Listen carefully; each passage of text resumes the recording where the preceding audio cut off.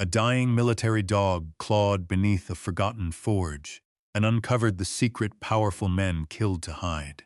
Homeless at 56, former Navy SEAL Daniel Mercer thought the $10 blacksmith shop hidden deep in the Appalachian mountains would be his final shelter before life completely broke him. But the first night inside the abandoned forge, his retired K9 Axel began growling at the floor itself. Beneath 50 years of ash and silence, the old dog uncovered a hidden chamber tied to missing soldiers, buried military secrets, and a town that had spent decades hiding the truth. Comment 1 if you'd reopen the forge, or 0 if you'd walk away, and tell us where you're watching from. The freezing rain began just after midnight. It came down in silver sheets across the empty parking lot behind the diner, hissing softly against cracked asphalt and the rusted hood of Daniel Mercer's pickup truck. The neon sign over the diner windows had gone dark an hour earlier, leaving only the weak yellow glow of a security light trembling in the storm. Daniel sat motionless behind the steering wheel, with both hands wrapped around a paper coffee cup that no longer held any heat. The truck smelled faintly of wet canvas, old motor oil, and dog fur. Beside him, Axel slept with his head resting across Daniel's thigh. The old Belgian Malinois twitched in his sleep, paws jerking once against the torn army blanket spread across the bench seat. Gray hairs had begun creeping through the dog's dark muzzle over the past 2 years, and arthritis stiffened his hips whenever temperatures dropped below freezing. Thick scars cut through the fur along his ribs and shoulder. Old combat wounds from another life, neither of them ever talked about, because neither of them could. Daniel stared through the windshield at the rain. At 56 years old, he had survived sniper fire in Fallujah, jungle operations in the Philippines, mountain raids in Afghanistan, and more nights under enemy fire than he could count. But tonight, sitting in a dying pickup truck behind a closed diner outside Wheeling, West Virginia, he felt something he had never felt overseas. Used up. The repossession notice still sat folded beside him on the dashboard. Final notice of seizure, 3 words. That was all it took to erase the last piece of normal life he had left. The trailer was gone now. Everything inside it, his photographs, his tools, his uniforms, the sea chest holding Axel's old K9 harness, had been thrown into a storage unit he could no longer afford after missing 4 months of payments. Daniel rubbed a hand slowly across his face. His fingers trembled from exhaustion, not fear, not cold exhaustion. The kind that settled into a man's bones after too many years spent fighting battles no one else could see. Thunder rolled somewhere beyond the hills. Axel's ears twitched immediately. Daniel stiffened.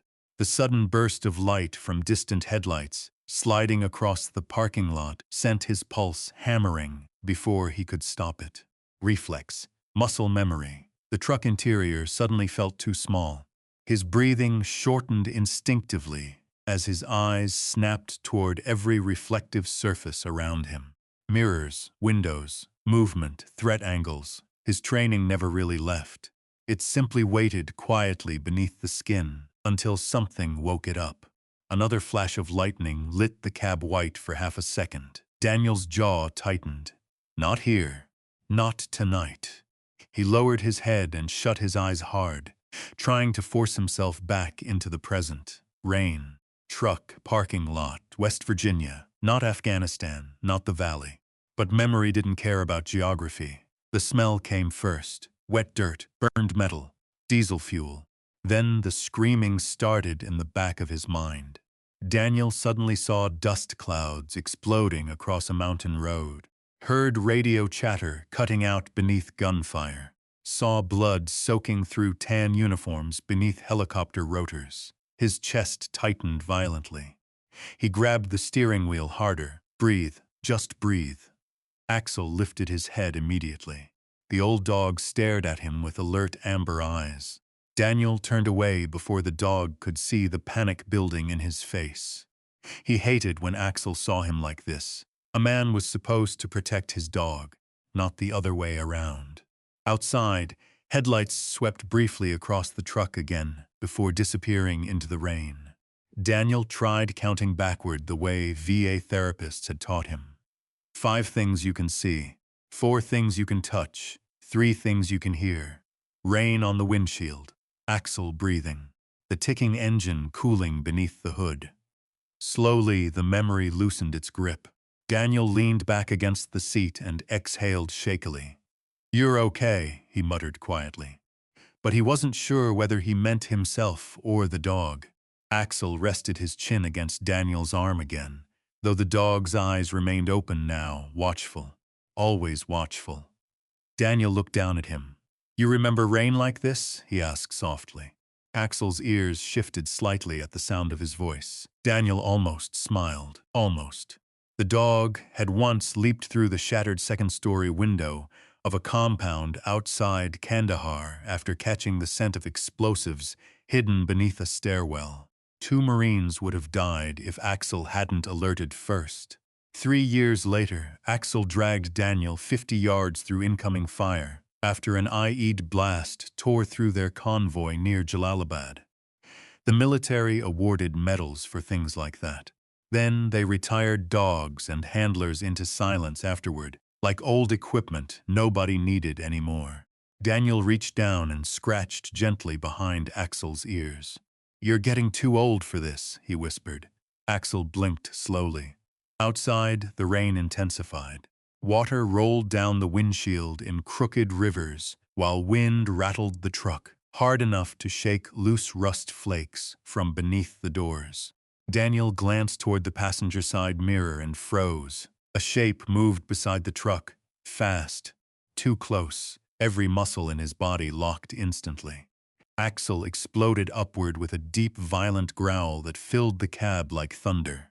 The dog's bark slammed against the windows hard enough to make Daniel jump. Someone cursed outside. A hand appeared suddenly against the passenger side glass. Then fingers clawed at the locked door handle. Daniel moved before conscious thought caught up. His hand shot beneath the seat and came back gripping the old tire iron he kept there. Another jerk on the handle, another curse outside. Through the rain-streaked glass, Daniel caught sight of a hooded figure trying to force the passenger door open. Axel lunged against the window, snarling savagely. The figure stumbled backward immediately. Daniel shoved the door open and stepped out into the freezing rain, with the tire iron raised. "Back away from the truck," he barked. His voice came out sharp, controlled, military. The hooded man froze near the rear wheel. Young, maybe 25, skinny beneath a soaked hoodie. The man stared at Axel, who stood rigid beside Daniel with teeth fully bared. "Easy, man," the stranger snapped. "I thought the truck was abandoned." Daniel said nothing. Rain streamed down his face while he held the tire iron loosely at his side. The stranger looked from Daniel to Axel again and visibly reconsidered every decision that had brought him into that parking lot. "Forget it," he muttered. Then he disappeared into the darkness between the buildings. Daniel stood there several seconds longer listening to the storm, watching, waiting, old habits. Finally, he lowered the tire iron. Axel pressed tightly against his leg. Daniel looked down at him slowly. "You saved my ass again," he whispered. The dog leaned into him silently. Daniel swallowed hard, maybe for the last time. That thought hit him harder than he expected, because Axel was slowing down now. The dog limped more every month, slept harder, took longer getting into the truck. Some mornings he struggled to stand after cold nights. Daniel had seen enough combat injuries to recognize the signs. Time was winning.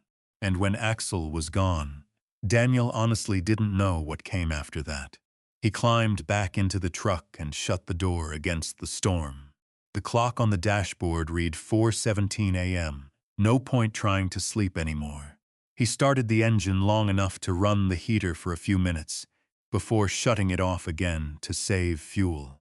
By dawn, the storm had weakened to a cold drizzle drifting across the mountains. Daniel drove east along winding Appalachian roads lined with bare trees and abandoned coal towns slowly collapsing into the hillsides. Fog hung low over the valleys like smoke from invisible fires. Around mid-morning, he stopped at a gas station outside a tiny town called Black Hollow. The place had one gas pump, a faded Pepsi machine, and a bulletin board mounted beside the entrance beneath a rusted metal awning. Daniel stepped out stiffly, his knees aching from sleeping upright. Axel climbed carefully from the truck behind him. The dog stretched slowly, favoring his left rear leg. Daniel watched him, with quiet concern, before turning toward the bulletin board. Most of the papers were exactly what he expected. Yard sales, church dinners, tractor repairs, missing cats. Then one photograph caught his eye. An old blacksmith shop, dark wood siding, a cracked chimney, an anvil barely visible inside the doorway. Below the photograph, typed in faded black ink, condemned property, county acquisition claim Black Hollow Forge property minimum claim price, $10 structure unsafe. No historical value determined. Contact county office. Daniel stared at the picture. Something about the forge stopped him cold. Not the building itself. The stillness inside it. Even through the grainy photograph, he recognized order. Discipline. The tools hanging inside the doorway had been positioned carefully before abandonment. Not scattered, not forgotten carelessly. Stored, protected, like someone expected to come back. Axel walked slowly beside him, then suddenly stopped. The old dog stared directly at the photograph. Ears forward, body tense. A low sound rumbled in his throat. Daniel frowned slightly. "What is it?"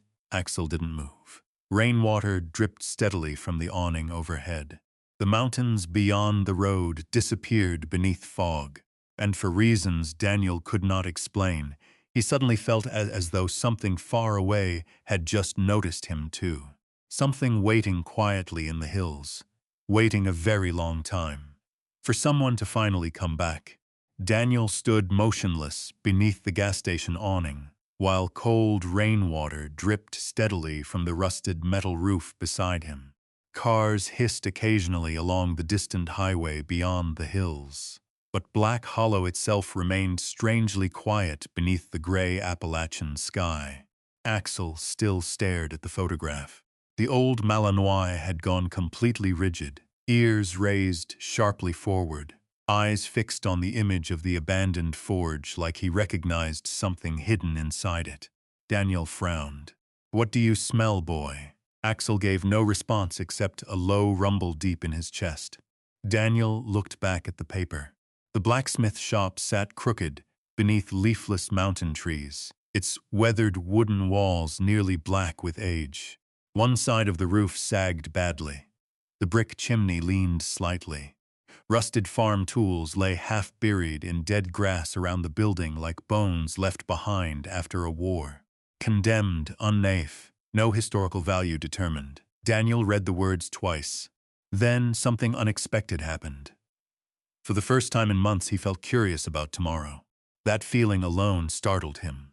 Most mornings lately had felt like endurance tests. Find gas. Find food, keep Axel warm, avoid thinking too far ahead. But standing there in the freezing drizzle, staring at that forgotten forge, Daniel felt something he had not allowed himself in a very long time. Direction. He tore the paper carefully from the bulletin board. Inside the gas station, an old radio played low country music through static, while a teenage cashier watched him from behind the counter with cautious curiosity. Daniel bought 2 coffees, a breakfast sandwich, and a strip of beef jerky for Axel using the last wrinkled $20 bill in his wallet. That left him with $14 and some loose change. Axel waited patiently beside the truck while Daniel handed him small pieces of jerky. "You realize this is probably a stupid idea," Daniel muttered. Axel chewed slowly without taking his eyes off the mountains. Daniel sighed. "Yeah," he said quietly. "I figured that's how you'd vote." By late morning, the road into Black Hollow narrowed into twisting mountain curves lined with abandoned mining shacks and collapsing barns swallowed by brush. Fog drifted low through the valleys, wrapping itself around the hillsides like smoke from old fires. The farther they drove, the older the world seemed to become. Telephone poles leaned at crooked angles. Rusted railroad tracks disappeared beneath weeds. Empty coal tipples stood against the ridges like giant rusting skeletons. Daniel drove slowly, not because the truck struggled on the steep grades, but because something about the silence out here felt heavy. Black Hollow appeared almost without warning around the bend of a wooded ridge. The town looked frozen somewhere between 1975 and collapse. A handful of brick storefronts lined the narrow main street beneath faded signs. Most of the windows were boarded over. A barber pole turned slowly outside an old shop beside the post office. Beyond town, mountains rose dark and endless beneath thick clouds. Daniel noticed people immediately. Not many, but enough. An older man fueling a tractor stopped to watch the truck pass. Two women carrying grocery bags paused outside a pharmacy. A group of teenagers, smoking beside a laundromat, turned toward the sound of Daniel's engine.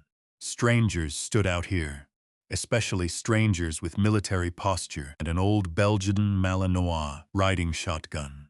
The county office occupied a 2-story sandstone building near the courthouse square. Daniel parked beside a dented sheriff's cruiser and stepped out into the cold wind with Axel following close behind. Inside, the building smelled faintly of old paper, coffee, and radiator heat. The woman behind the counter looked up from a stack of paperwork as the bell above the door jingled. She appeared to be in her late 60s, with silver hair pinned neatly behind her head and narrow reading glasses hanging low on her nose.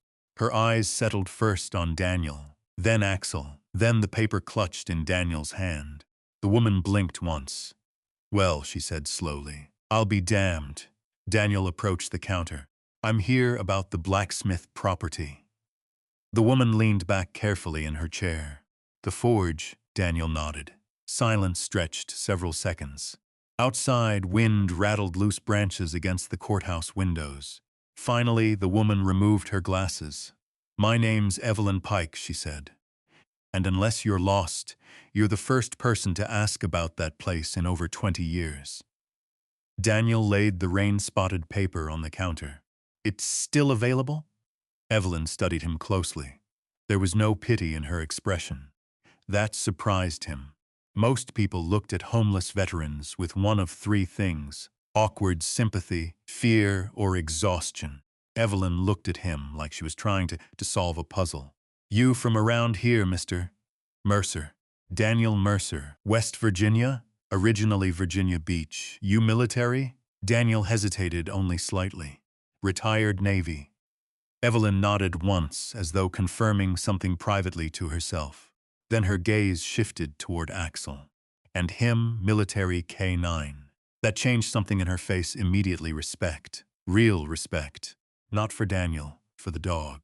Evelyn stood slowly and disappeared into a back room before returning with a thick property folder, tied together by fading red string. She placed it gently on the counter. "The old Ritter forge," she murmured. "Samuel Ritter owned it until 1974. Daniel opened the file. Inside were yellowed photographs of the blacksmith shop from decades earlier. Horses tied outside, farmers standing beside wagon wheels, a younger man in a leather apron holding iron tongs beside the forge fire. Samuel Ritter. Even in black and white photographs, the man looked solid, broad shoulders, serious eyes, powerful hands blackened by soot and metalwork. Daniel recognized craftsmen instantly. The discipline showed in posture alone. "What happened to him?" Daniel asked quietly. Evelyn's expression darkened slightly. "Nobody knows exactly." Daniel looked up. "What's that mean?" Evelyn glanced briefly toward the courthouse windows before lowering her voice. "Samuel accused some important people around here of stealing from veterans after the Korean War. She paused. A few months later, the forge shut down. Samuel disappeared not long after. Daniel said nothing. The old courthouse suddenly felt colder. Evelyn tapped the file lightly. County seized the property after unpaid taxes. Folks talked about restoring it once upon a time. Never happened. Why? Another pause. Then quietly, that place buried more than iron. Outside, thunder rolled somewhere beyond the mountains. Axel suddenly moved closer to Daniel's leg. Evelyn noticed. "So," she said carefully, "you really planning to buy it?" Daniel reached into his jacket pocket and counted the remaining bills. $10, 4 singles left afterward. He placed the money on the counter. Evelyn stared at it for a long moment. "You sure about this?" Daniel looked down at Axel. The old dog's eyes remained fixed toward the mountains beyond town. Waiting, Daniel slid the money closer. "I've spent $10 on worse things." For the first time, Evelyn smiled slightly.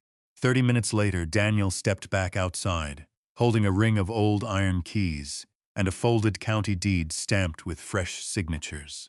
The freezing rain had finally stopped. Fog drifted low between the storefronts while weak afternoon sunlight pushed faintly through the clouds. Across the street sat a diner with steamed windows and a flickering open sign. Daniel's stomach tightened painfully at the smell of food drifting through the cold air. Inside, conversations quieted almost immediately when he entered with Axel. Not hostile, just cautious. The diner looked exactly like every Appalachian roadside diner Daniel had ever seen. Wood-paneled walls, coffee stains on the counter, old veterans drinking silently beneath mounted deer heads and faded football pennants. Axel limped beside him toward an empty booth. Several people watched openly now. One older man wearing a coal company jacket nodded toward the dog. "Army dog? Navy," Daniel answered. The man grunted approvingly. A waitress approached carrying menus. She looked about 35, with dark hair tied back loosely and tired blue eyes that softened immediately when she saw Axel. "Well, hey there," she whispered gently to the dog. Axel leaned carefully against her hand when she scratched behind his ears. Daniel noticed that. Axel trusted almost nobody. The waitress smiled faintly. "What can I get you?" "Coffee," Daniel said. "Whatever's cheapest." She glanced toward the county deed tucked beneath his arm, then toward the muddy truck outside. Understanding flickered quietly across her face. "You buy the Ritter place?" she asked. Daniel nodded once. The waitress looked genuinely startled. "No kidding. You know it. My grandfather used to shoe horses there." She hesitated. "Name's Claire Bennett." Daniel introduced himself. Claire studied him carefully for a moment before lowering her voice. "You should be careful around Gordon Voss." Daniel frowned slightly. "Who's that?" As if summoned by the question itself, the diner door opened behind him. Cold mountain air swept across the floor. Footsteps followed, heavy, confident. Daniel turned slowly. The man entering the diner looked to be in his late 40s, broad and thick through the shoulders, with expensive boots and a dark canvas work jacket stretched across a large stomach. 2 younger men followed behind him. Conversation inside the diner died almost instantly. Claire muttered under her breath. "That's Gordon." Gordon Voss spotted Daniel immediately. Then his eyes dropped toward the county deed. Something hard flashed behind his smile. "Well now," Gordon said loudly. "Looks like somebody finally bought the old forge." He walked directly toward Daniel's booth. Axel stood before the man even arrived, not barking, not growling, just standing, rigid, every muscle tight. Gordon stopped several feet away. His smile faded slightly as he looked at the dog. "That thing bite?" Daniel sipped his coffee calmly. "Only when he thinks somebody deserves it." Silence. Several men at the counter hid smiles behind their coffee cups. Gordon's jaw tightened briefly before the friendly expression returned. "I'll save us both time," he said. "I own the scrapyard outside town. Been trying to buy that property for years." Daniel said nothing. Gordon pulled a thick wallet from his jacket. "I'll give you 3,000 cash right now for the deed." The entire diner went quiet. Claire stared openly. Daniel blinked once. $3,000. For a condemned forge nobody wanted. Something cold settled quietly into place inside his chest. Because men like Gordon Voss did not throw around money without reason. Daniel folded the deed carefully and tucked it inside his jacket. "Not for sale." Gordon's smile vanished completely this time. "You ain't even seen the place yet. I'll risk it." For several seconds, neither man spoke. Then Gordon nodded once slowly. "Suit yourself." But his eyes lingered too long. Not on Daniel. On Axel. The old Malinois stared back without blinking. And for the first time since entering town, Daniel realized something important. The people of Black Hollow were not watching him. Because he was homeless. They were watching. Because he had just walked unknowingly into something the town itself had spent 50 years trying not to talk about. Daniel felt it the moment he stepped back outside the diner. Eyes followed him. Not openly, not hostile, but cautious in the way mountain towns watched storms rolling over distant ridges.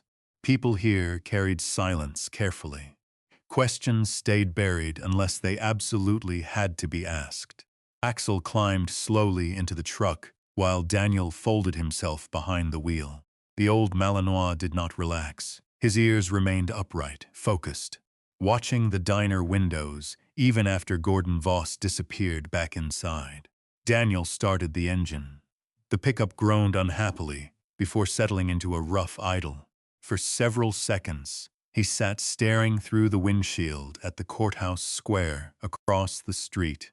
Wind pushed dead leaves along the sidewalks, while fog drifted between the buildings in pale ribbons. Then Claire Bennett suddenly stepped outside the diner carrying a brown paper bag. Daniel lowered the passenger window halfway. Claire handed the bag carefully through the opening. "You forgot your sandwich," she said. Daniel frowned slightly. "I didn't order another one." "You did now." Before he could answer, she glanced toward the diner windows nervously. "You heading up to the forge tonight?" "That's the plan." Claire hesitated. Then quietly, "If you hear hammering after dark, don't go looking for it." Daniel studied her face. She seemed embarrassed immediately afterward, as though realizing how strange the warning sounded aloud. "That's supposed to mean something?" Claire shook her head too quickly. "People around here tell stories, that's all." "What kind of stories?" But Claire was already stepping backward toward the diner. "Just be careful up there, Mr. Mercer." Then she disappeared back inside. Daniel looked down at the paper bag. Inside sat 2 wrapped sandwiches, a thermos of hot coffee, and several strips of bacon tucked carefully into a napkin for Axel. The dog noticed the bacon instantly. Daniel almost smiled again. Almost. "You're making friends already," he muttered. Axel ignored him completely until the bacon appeared. The road leading toward the forge left town quickly. Within minutes, Black Hollow disappeared behind walls of pine and bare oak, climbing steep mountain slopes beneath thick clouds. The pavement narrowed to cracked blacktop, before turning into old gravel lined with rusted fence posts and abandoned rail equipment slowly sinking into the earth. Fog drifted through the trees in long gray curtains. The deeper Daniel drove, the quieter the world became. No traffic, no houses, only mountains. At one point, the road crossed an old wooden bridge over a narrow creek, swollen dark from rainwater. The bridge groaned beneath the truck's weight. Daniel noticed Axel sitting upright now, nose pressed near the passenger window. Alert again. "What is it?" The dog stared toward the forest. Daniel followed his gaze. Nothing. Just dense Appalachian woods disappearing uphill into fog. Still, the hairs along the back of Daniel's neck lifted slightly. Combat had taught him to trust silence. Sometimes silence meant peace. Sometimes it meant everyone nearby already knew something you didn't.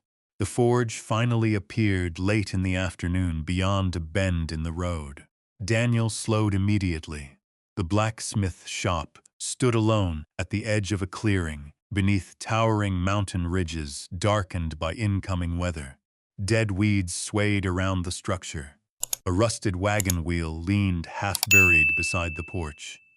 The chimney rose crooked against the gray sky like the spine of something ancient refusing to fall. The place looked abandoned, but not empty. That distinction settled heavily in Daniel's chest the longer he stared at it. The building carried the strange dignity of places once built for real work. Not decoration, not tourism, purpose. The old forge had been important to somebody once. Daniel shut off the truck engine. Silence rolled over the clearing immediately. Even the wind seemed quieter here. Axel climbed down stiffly from the truck and stood motionless facing the building. His tail remained low, focused. Daniel grabbed the ring of iron keys from his jacket and approached the front door carefully. The wooden porch creaked beneath his boots. Close up, the building looked older than the county photographs suggested. Blackened wooden siding bore deep scars from decades of weather. Rust streaked the iron hinges. One window had been boarded shut from the inside years ago. Above the entrance hung a faded wooden sign barely readable beneath peeling paint. Ritter and Son Blacksmithing Est. 1921. Daniel inserted the largest iron key into the lock. It resisted at first, then turned slowly with a deep metallic clunk. The door groaned inward. Cold air rolled out, carrying the smell of ash, wet wood, iron, and something older underneath it all. The smell of extinguished fire. Daniel stepped inside slowly. The interior disappeared into shadows. For several seconds, neither man nor dog moved. Then Daniel's eyes adjusted, and he stopped breathing for a moment. The forge sat center of the room, like the heart of a dead machine. Brick fire pit. Massive iron hood. Bellows mounted behind it beneath thick layers of soot and dust. Beside the forge stood an enormous anvil, mounted atop a scarred oak stump blackened by decades of hammer strikes. Tools lined the walls, not scattered randomly, organized, hung carefully on iron hooks. Hammers arranged by size, tongs grouped together, chisels stored in neat rows. Everything preserved exactly where someone had left it half a century earlier. Daniel walked slowly deeper into the room. Dust drifted through pale beams of evening light cutting between cracks in the walls. His boots disturbed old coal ash across the floor. He reached down and lifted one hammer carefully from the wall. Heavy, balanced perfectly. The wooden handle remained smooth from years of use. Daniel turned it once in his hand. Someone had cared for these tools deeply. That much was obvious immediately. Axel moved past him slowly toward the forge. The old dog circled it once, then twice, nose working constantly. Daniel set the hammer down. "You find something?" Axel ignored him. The Malinois stopped near the rear wall behind the forge and stared motionless at the dark wooden board several seconds before letting out a low, uneasy sound. Not a growl, not fear exactly. Recognition. Daniel approached carefully. The back wall looked ordinary enough. Aged timber, iron nails, old soot stains running upward toward the ceiling. Still, Axel refused to move away from it. Daniel crouched beside him. "You smell animals?" Axel pressed closer toward the wall. Daniel tapped the wood lightly with his knuckles. Solid, nothing obvious. Still, something about the space felt strange. The forge itself sat several feet farther from the rear wall than necessary. Most blacksmith shops placed the fire pit near the back for ventilation and space efficiency. This one had a wide gap behind it, almost like the forge had been intentionally positioned away from the wall. Daniel filed the observation away quietly. Outside, thunder rolled again across the mountains. Rain began shortly afterward. By nightfall, freezing drizzle rattled steadily against the roof, while darkness swallowed the clearing outside completely. Daniel worked quietly inside the forge room, using a flashlight, and one surviving lantern he found hanging near the workbench. The lantern still contained kerosene. That surprised him. He cleaned the chimney flue, enough to prevent collapse, inspected the bellows mechanism, and swept a section of floor near the forge clear of debris. The work calmed him, simple tasks, hands busy, mind focused, no crowds, no noise, no memories. At some point, Axel finally relaxed enough to lie beside the anvil, though the dog kept lifting his head occasionally toward the rear wall. Daniel opened Claire's paper bag and shared the second sandwich with him. "Five-star dining tonight," he muttered. Axel accepted his half solemnly. Rain hammered harder overhead.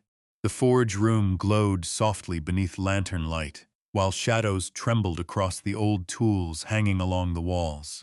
Daniel sat down against one support beam and stretched his aching legs slowly.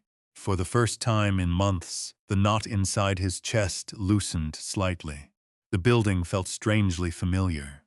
Not because he had ever worked a forge before, because the shop understood routine, discipline, maintenance. Every tool here had purpose. Every inch of the room had been arranged by hands that believed work mattered. The military had once felt like that too, before paperwork replaced people, before friends started disappearing into statistics. Daniel leaned his head back against the wooden beam. Axel shifted closer beside him. The rain softened outside. Somewhere deeper in the mountains, a train horn echoed faintly through the valleys. Then silence settled again, heavy, comfortable. Daniel closed his eyes. And for the first time in years, he slept. No gunfire, no explosions, no screaming. No dead men calling his name from burning valleys overseas. Only rain against the roof. Warmth from the lantern and Axel breathing quietly nearby. Hours passed. Sometime after 2 in the morning, Axel suddenly exploded upward, barking violently into the darkness. Daniel woke instantly, heart hammering, hand reaching automatically for the combat knife beneath his jacket before he fully opened his eyes. Axel stood rigid near the forge now, barking toward the rear wall, not outside, inside. Daniel grabbed the lantern and crossed the room carefully. Axel. The dog ignored him completely, hackles raised, body trembling. The barking stopped suddenly. Then Axel released a low growl so deep it barely sounded like a dog anymore. Daniel lifted the lantern higher. The rear wall stared back silently through drifting shadows. Nothing moved, nothing visible. Yet every instinct Daniel possessed suddenly screamed the same warning. Something was wrong with this place. Then the growling stopped. Axel stepped forward slowly toward the wall and pressed his nose against the wood itself. Daniel noticed something then, very faint, almost invisible beneath decades of soot and age. A narrow seam running vertically between 2 wooden boards behind the forge. Not damage, not a crack, a seam, like part of the wall had once opened. Daniel stared at it. And somewhere beneath the storm outside, he felt the first real stirrings of something impossible beginning to wake inside the old blacksmith shop. The seam in the rear wall was almost invisible beneath decades of soot and weathering. Most people would never have noticed it, but Daniel Mercer had spent most of his adult life surviving because he noticed things other people missed. Disturbed dirt, misaligned windows, changes in breathing, shadows that didn't belong.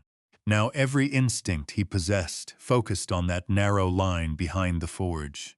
Axel remained rigid beside it. The old Malinois pressed his nose hard against the wood before stepping back and releasing another low growl.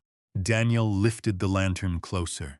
The boards themselves looked ancient, blackened by smoke and mountain winters. Yet one section near the center carried slightly different nail heads than the rest. Newer. Not modern, but newer. Someone had altered the wall intentionally. Outside, rain lashed against the roof while wind moaned softly through gaps in the siding. The forge room flickered beneath lantern light, throwing long shadows across the hanging tools. Daniel reached forward slowly and pressed his palm against the wood. Cold, solid, nothing moved. Still, the feeling wouldn't leave him. Axel barked once sharply. Daniel stepped back. Easy. The dog ignored him. His attention remained fixed entirely on the wall. Daniel finally lowered the lantern. Whatever was hidden back there had stayed hidden for 50 years. It could wait until daylight. At least that's what he told himself. The truth was simpler. He was tired, bone-tired, and exhaustion made old memories dangerous. Daniel secured the front door carefully before settling back beside the support beam, with the lantern turned low. Axel refused to lie down near him this time. Instead, the dog positioned himself directly between Daniel and the forge, facing the rear wall like a sentry guarding a doorway. Even in sleep, Axel kept watch. Daniel closed his eyes eventually, but rest came unevenly now. Dreams returned. Hot desert wind, the smell of blood, rotor blades chopping through darkness, a young Marine screaming for a medic that never arrived. Daniel jerked awake sometime before dawn, with sweat cooling across his neck despite the freezing temperatures inside the forge. For one terrible second, he didn't know where he was. His breathing quickened immediately. The walls felt too close, the dark too heavy. Then Axel moved beside him. The dog pressed firmly against Daniel's chest until the panic loosened enough for reason to return. Forge, West Virginia. Safe. Daniel shut his eyes tightly. "I'm okay," he whispered, but his voice sounded hollow even to himself. Outside, the storm had passed. Morning fog drifted through the clearing beyond the dirty windows, while pale sunlight spilled weakly across the mountain ridges. Daniel stood stiffly, every joint aching from sleeping on hardwood floors. Axel limped toward the rear wall immediately, back to the same spot, same focus, same tension. Daniel rubbed a tired hand across his beard. "You really aren't letting this go, are you?" The dog scratched once against the floorboards near the forge. Not random scratching, intentional. Daniel stared down carefully. The floor beneath the forge looked different from the rest of the room. Most of the shop used rough-cut oak planks darkened by soot and age. But the section near the forge carried old brickwork beneath layers of ash and coal dust. Heavy brick, built thick, reinforced. Daniel crouched lower. Years of military engineering experience quietly clicked into place inside his mind. The forge wasn't just built away from the wall. It was built over something. A vehicle engine echoed faintly outside. Daniel rose immediately. Axel moved toward the front door with a warning growl already forming. The truck pulling into the clearing belonged to Gordon Voss. Daniel recognized it instantly. A black diesel pickup, polished so carefully it looked out of place against the muddy mountain roads. Gordon stepped out, wearing expensive work boots and a heavy canvas coat. Two younger men remained inside the cab, watching silently through the windshield. Daniel opened the forge door halfway. Cold air swept inside. "Mornin'," Gordon called casually. Daniel said nothing. Gordon glanced past him into the dark forge interior. "You spend the night in there?" "Looks that way." Gordon smiled faintly. "That place ain't fit to live in." Daniel leaned one shoulder against the doorway. "Then I guess it's lucky I'm not picky."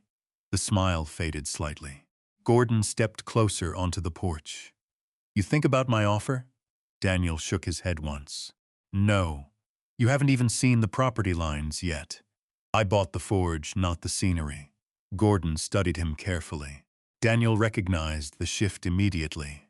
The man was recalculating, trying to determine whether Daniel was desperate enough to manipulate. Most people assumed homeless veterans were broken in simple ways, easy to pressure, easy to scare. That assumption had gotten dangerous men killed before. Gordon lowered his voice slightly. "You should understand something, Mercer. Folks around here leave that place alone for a reason. Ghost stories, maybe." Daniel held his gaze evenly. Or maybe people got used to pretending they didn't see certain things. That landed harder than Gordon expected. Daniel saw it immediately, a tiny tightening around the eyes, gone almost instantly, but there. "Interesting." Gordon stepped backward slowly. "You military boys always think you smell conspiracies." Daniel shrugged. Usually because we do. Silence settled between them. Then Gordon's eyes shifted downward toward Axel standing inside the doorway. The old Malinois stared at him without blinking. No barking, no growling, just watching. Gordon visibly disliked that. "Dog's old," he muttered. Daniel's expression hardened instantly. "So are you." The two younger men inside the truck laughed before catching themselves. Gordon ignored them, but his smile disappeared completely now. "You be careful up here, Mercer," he said quietly. "Mountains can turn mean fast." Then he climbed back into the truck. Daniel watched until the vehicle disappeared down the gravel road through the fog. Only then did he close the forge door again. Axel immediately returned to the rear wall. Daniel stared at the dog. "You know something I don't." The Malinois scratched again near the forge bricks. Daniel sighed. "Fine." He spent the next several hours working. Not on the wall, on the building itself. Partly because repairs genuinely needed doing. Partly because physical work kept his mind steady. He patched holes in the roof using warped sheet metal, scavenged from an old shed behind the forge.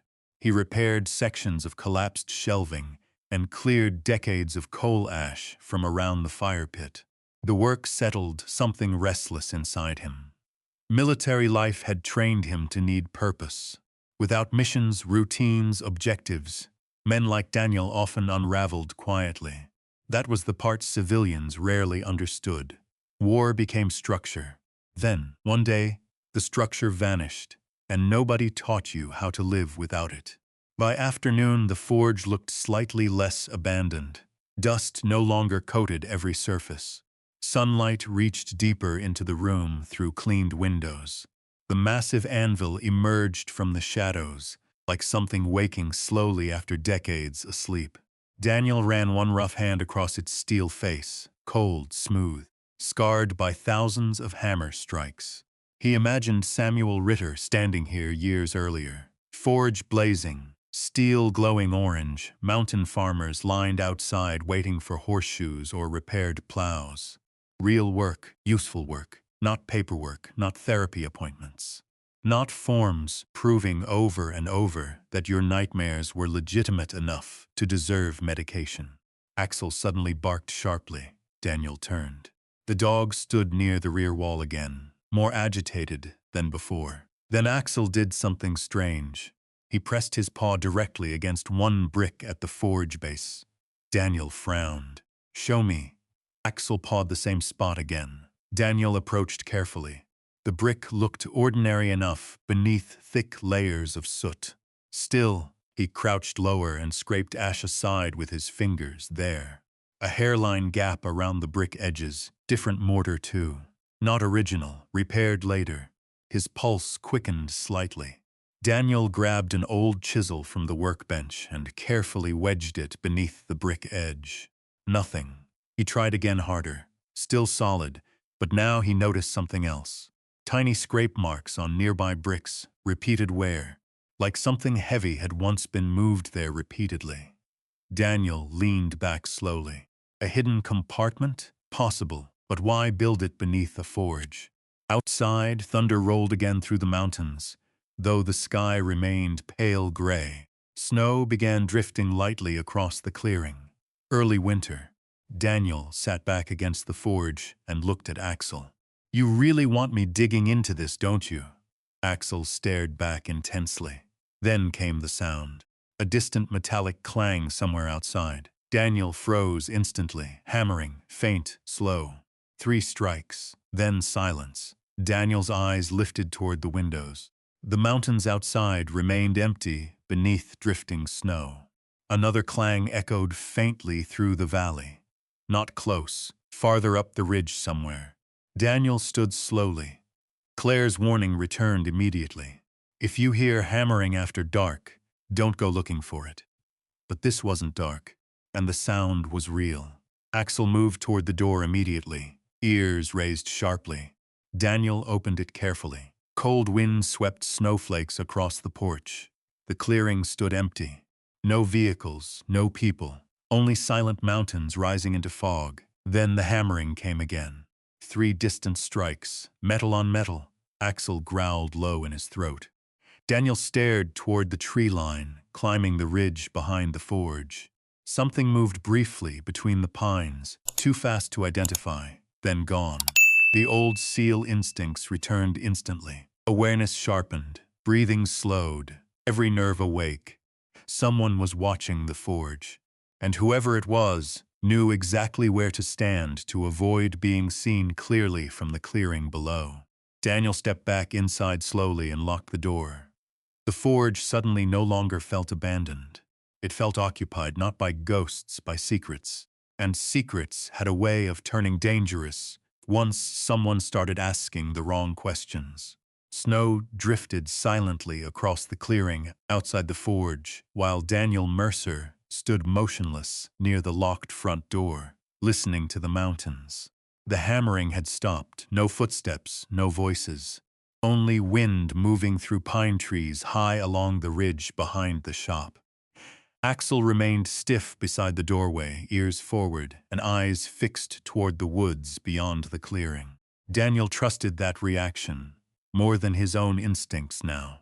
The old Malinois had saved his life too many times to ignore warning signs. Still, after nearly 10 minutes passed without another sound, Daniel slowly relaxed his grip on the combat knife hanging beneath his jacket.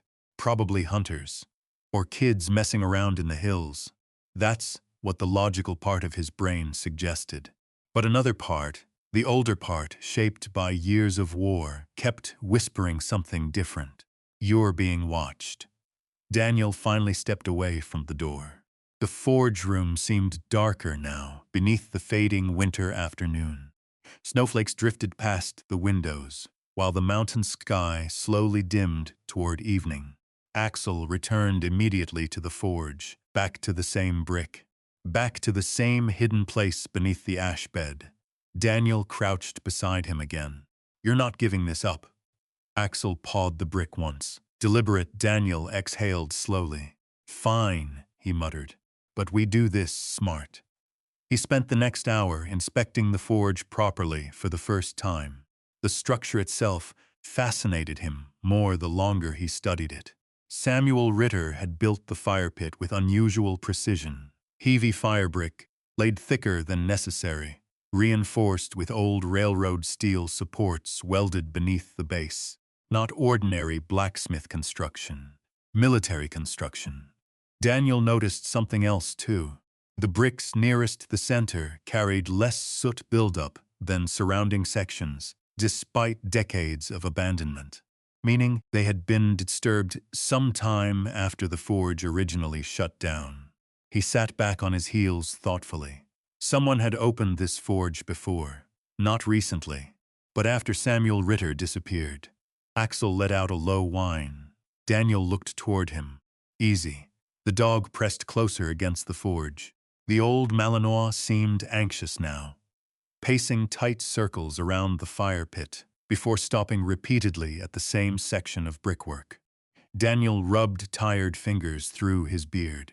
Whatever waited beneath the forge had somehow mattered enough for someone to hide it carefully. And Gordon Voss clearly knew it existed. That bothered Daniel more than anything else. Because greedy men rarely feared old buildings.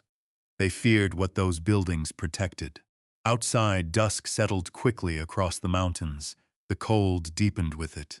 Daniel finally stood and looked around the forge room again. He had spent so much time focused on the hidden bricks that he nearly forgot the most immediate problem: heat.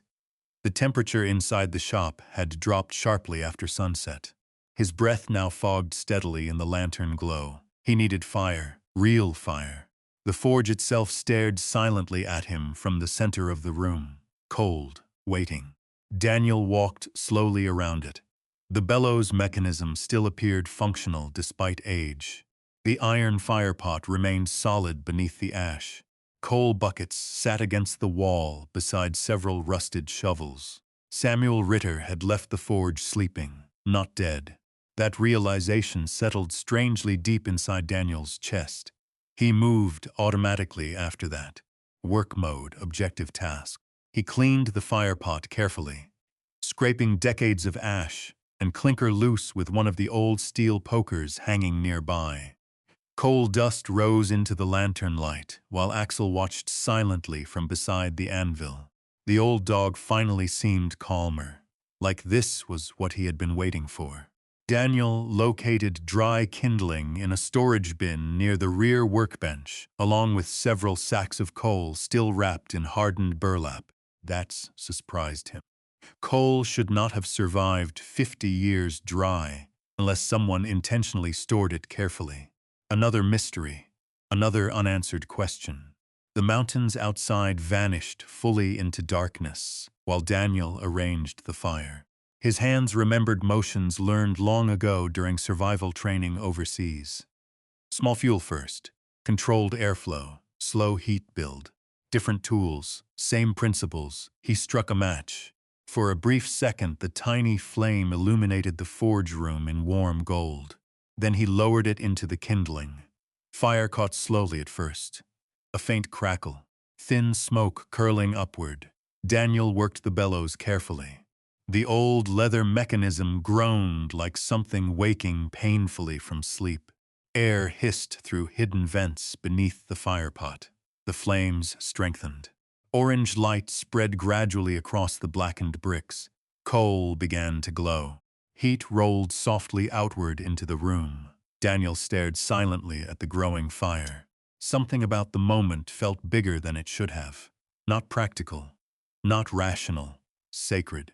As though the building itself had been holding its breath for decades, waiting for this exact thing. The first fire in 50 years, Axel rose slowly to his feet. The dog approached the forge carefully, ears twitching toward the crackling flames. Then something remarkable happened. For the first time since arriving at the shop, Axel relaxed completely. His body loosened, his tail lowered naturally. The constant tension vanished from his shoulders. Daniel watched him closely. "You know this place somehow," he whispered. The dog settled near the warmth of the forge with a deep sigh. Outside, snow continued falling across the clearing, while firelight flickered through the dirty windows into the dark Appalachian night. Daniel stood beside the forge, feeling heat against his face. For the first time in years, he did not feel cold inside. His eyes drifted toward the old tools hanging along the walls. Hammers, tongs, chisels, all waiting. The forge needed iron now, work, purpose. Without fully realizing why, Daniel reached for one of Samuel Ritter's hammers. The tool felt heavy and balanced in his hand, not decorative, made to last generations.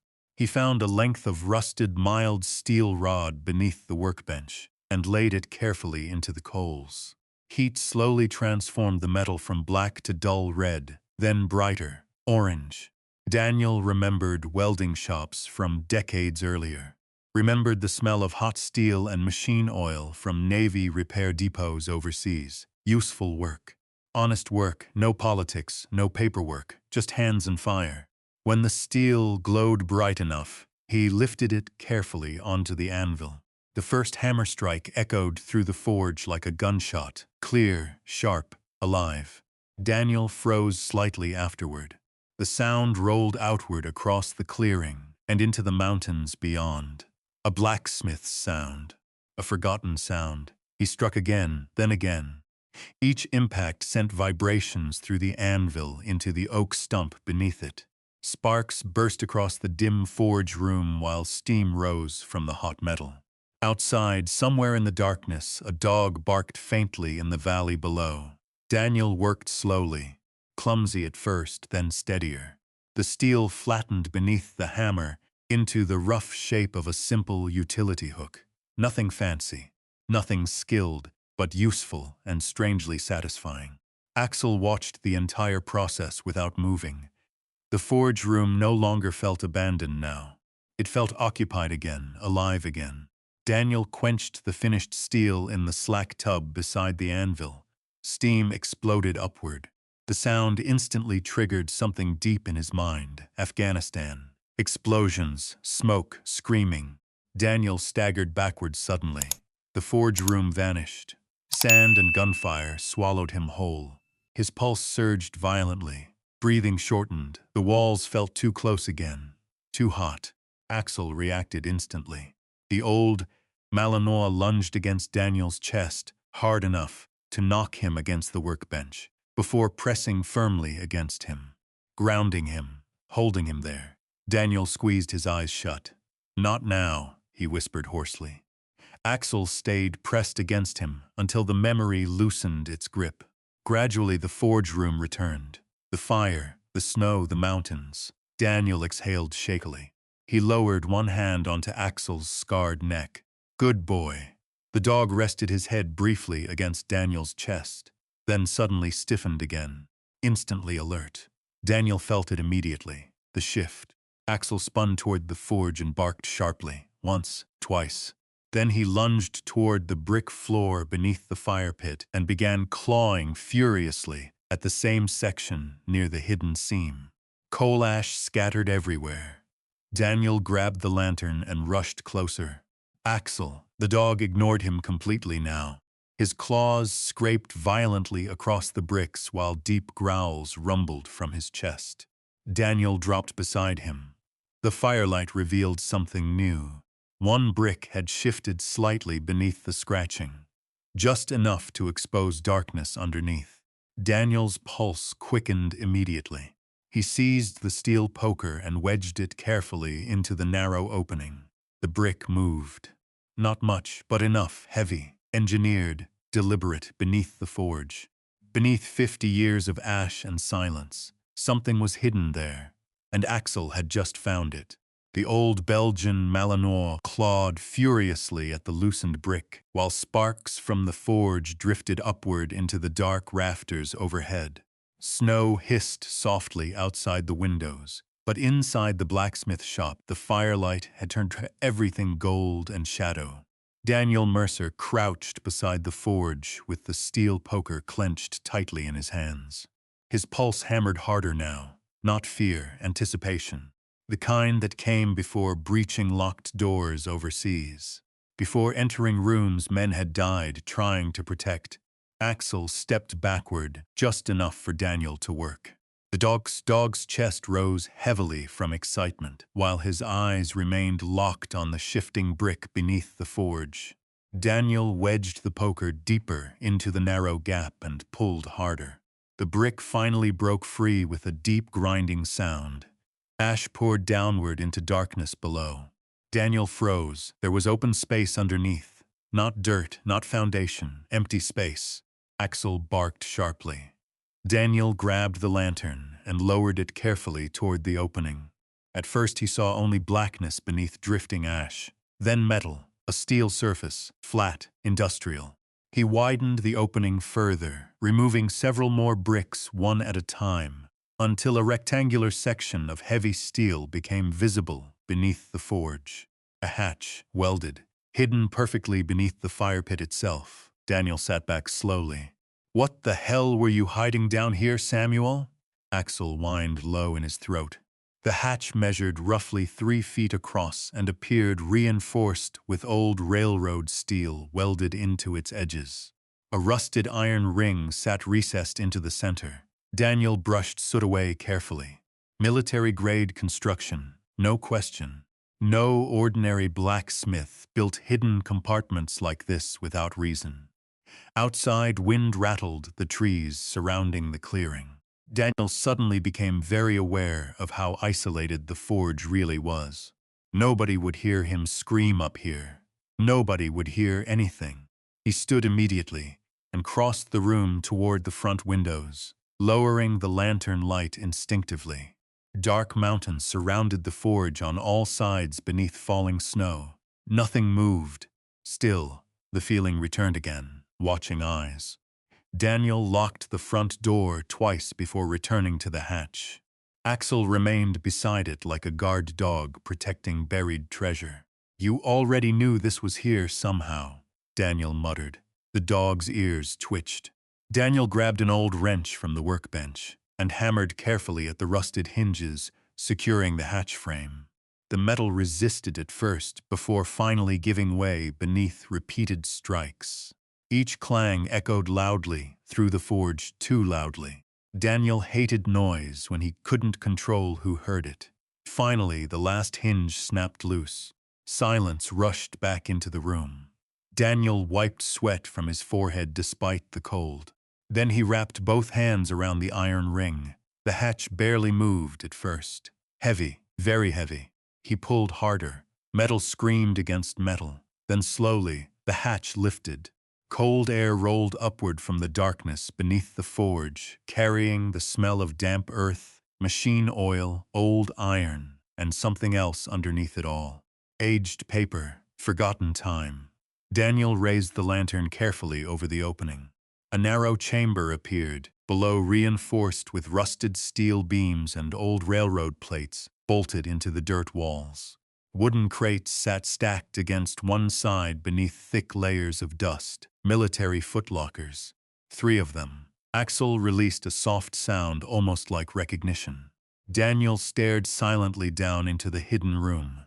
Someone had built this place carefully, secretly, and whatever Samuel Ritter hid beneath the forge had remained untouched for half a century. Daniel descended slowly, using an old iron ladder bolted into the wall beneath the hatch. The chamber ceiling forced him to duck slightly once below. Cold earth surrounded him on all sides.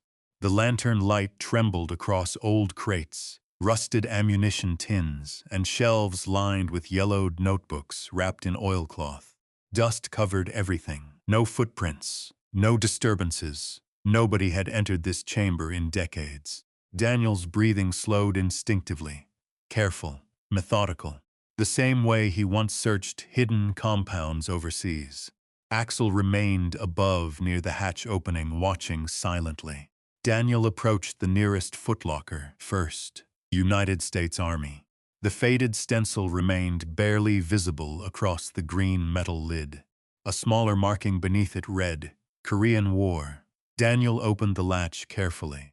Inside lay dozens of military dog tags bundled together by faded twine. His stomach tightened. There were too many, far too many. Beneath them sat several leather-bound journals wrapped carefully in waxed cloth, alongside stacks of military records, stamped confidential across the front. Daniel lifted one dog tag slowly into the lantern light.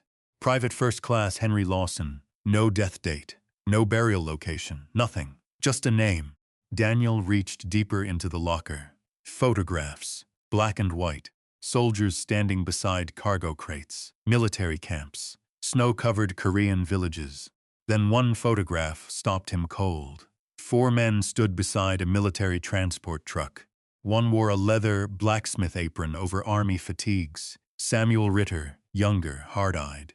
Beside him stood 2 army officers, and beside them a younger Gordon Voss's father. Daniel stared at the photograph carefully. The resemblance was unmistakable. Same thick neck, same eyes, same expression. The lantern light flickered softly in the underground chamber. Daniel's pulse quickened. This wasn't hidden gold. This was evidence. Axel suddenly barked, once sharply from above. Daniel snapped his head upward instantly. The dog stood rigid near the hatch opening, staring toward the forge windows. Listening. Daniel killed the lantern flame immediately. Darkness swallowed the chamber whole. Silence. Absolute silence, then crunch. Snow outside. Footsteps. Daniel's body tightened instantly. Someone was outside the forge. He moved silently toward the ladder and listened. Another crunch. Slow, careful, circling the building. Daniel climbed halfway up the ladder until one eye cleared the hatch edge. The forge room remained dark except for glowing coals still pulsing softly inside the fire pit. Axel stood near the front windows now without making a sound. Perfectly trained, perfectly still. Then Daniel saw it. A shadow passed briefly across the snow outside, human, watching the forge. Daniel stayed frozen. The shadow lingered several seconds beyond the dirty glass, before disappearing again into darkness. No vehicle engine followed. Whoever it was had walked there. Daniel remained motionless another full minute before finally climbing out of the chamber. Axel immediately pressed close beside him. Daniel lowered one hand onto the dog's neck. Good boy. The Malinois stayed focused on the windows. Daniel quietly lowered the hatch closed again and slid several forge bricks back into place above it. Not perfect, but hidden enough for now. His mind raced. Gordon Voss, Samuel Ritter, missing soldiers, hidden army records. Something enormous had happened here decades ago. Something powerful enough to bury evidence beneath a forge for 50 years. Daniel sat heavily beside the anvil. The fire crackled softly nearby, while snow continued falling beyond the windows. His eyes drifted toward the hidden hatch beneath the forge, then toward Axel. The old dog finally relaxed slightly now that the chamber had been uncovered, almost satisfied, like he had completed a mission. Daniel looked at him carefully. You knew there was something wrong here before I did. Axel blinked slowly. Daniel reached into his pocket and pulled out one of the recovered dog tags. Henry Lawson, a missing soldier. Maybe one of many. Daniel rubbed the metal between his fingers thoughtfully. The army had taught him long ago that the dead only disappeared when nobody remembered their names anymore. Somebody had hidden these names intentionally. Somebody had buried truth beneath iron and fire, and now that truth belonged to him.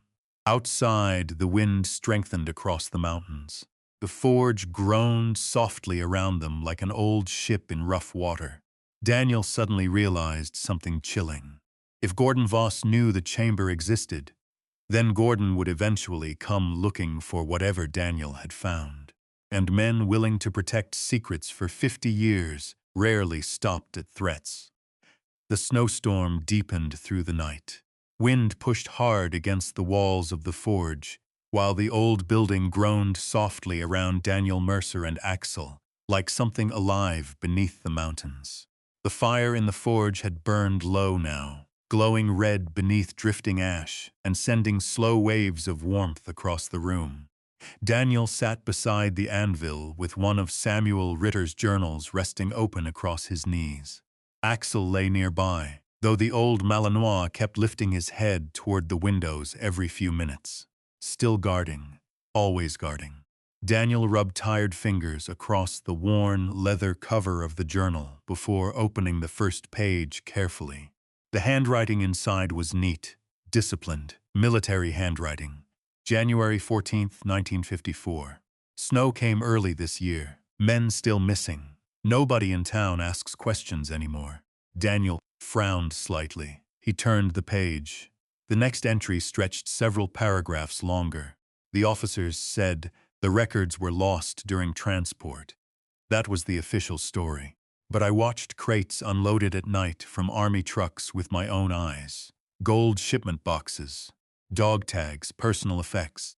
Men hid overseas, never made it home because someone already sold them before they could. Daniel sat perfectly still. Outside, wind rattled the forge windows sharply. He kept reading. Samuel Ritter described returning home from Korea after the war and discovering that military supply shipments intended for dead soldiers' families had disappeared somewhere between federal depots and local distribution centers. Gold reserve transfers, family compensation payments, personal belongings, even death records. According to Samuel, several officers assigned to regional processing stations had been stealing military assets for years. But what stopped Daniel cold was the next name, written repeatedly throughout the journal. Thomas Voss, Gordon's father. Daniel leaned back slowly. The forge crackled softly nearby. The journal pages trembled slightly in his hands, not from fear, but from anger building quietly inside him. He understood corruption. Military men always did. War created opportunities for predators. There were always men who learned how to profit from chaos, while better people bled beside them. But stealing from dead soldiers. Daniel shut his eyes briefly. That crossed into something uglier. Axel rose slowly and approached him. The dog rested his chin gently against Daniel's knee. Daniel lowered one hand automatically onto the old Malinois' head. You knew something bad happened here. Axel's ears twitched slightly. Daniel opened another journal. This one contained names, dozens of them. Soldiers officially listed as missing, unrecoverable, administrative have transfer, record incomplete. Beside many names, Samuel had written short notes in careful pencil. Family never informed. Compensation vanished. Dog tags never returned. Body identified incorrectly.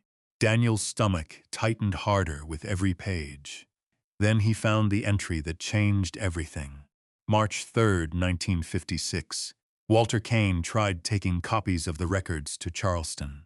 Told me if anything happened to him, I was to hide the evidence. Walter trusted too easily. Men like Voss do not leave witnesses alive. Daniel stopped breathing for a moment. Walter Kane, the military dog handler. Samuel had mentioned him before. Daniel turned the page quickly.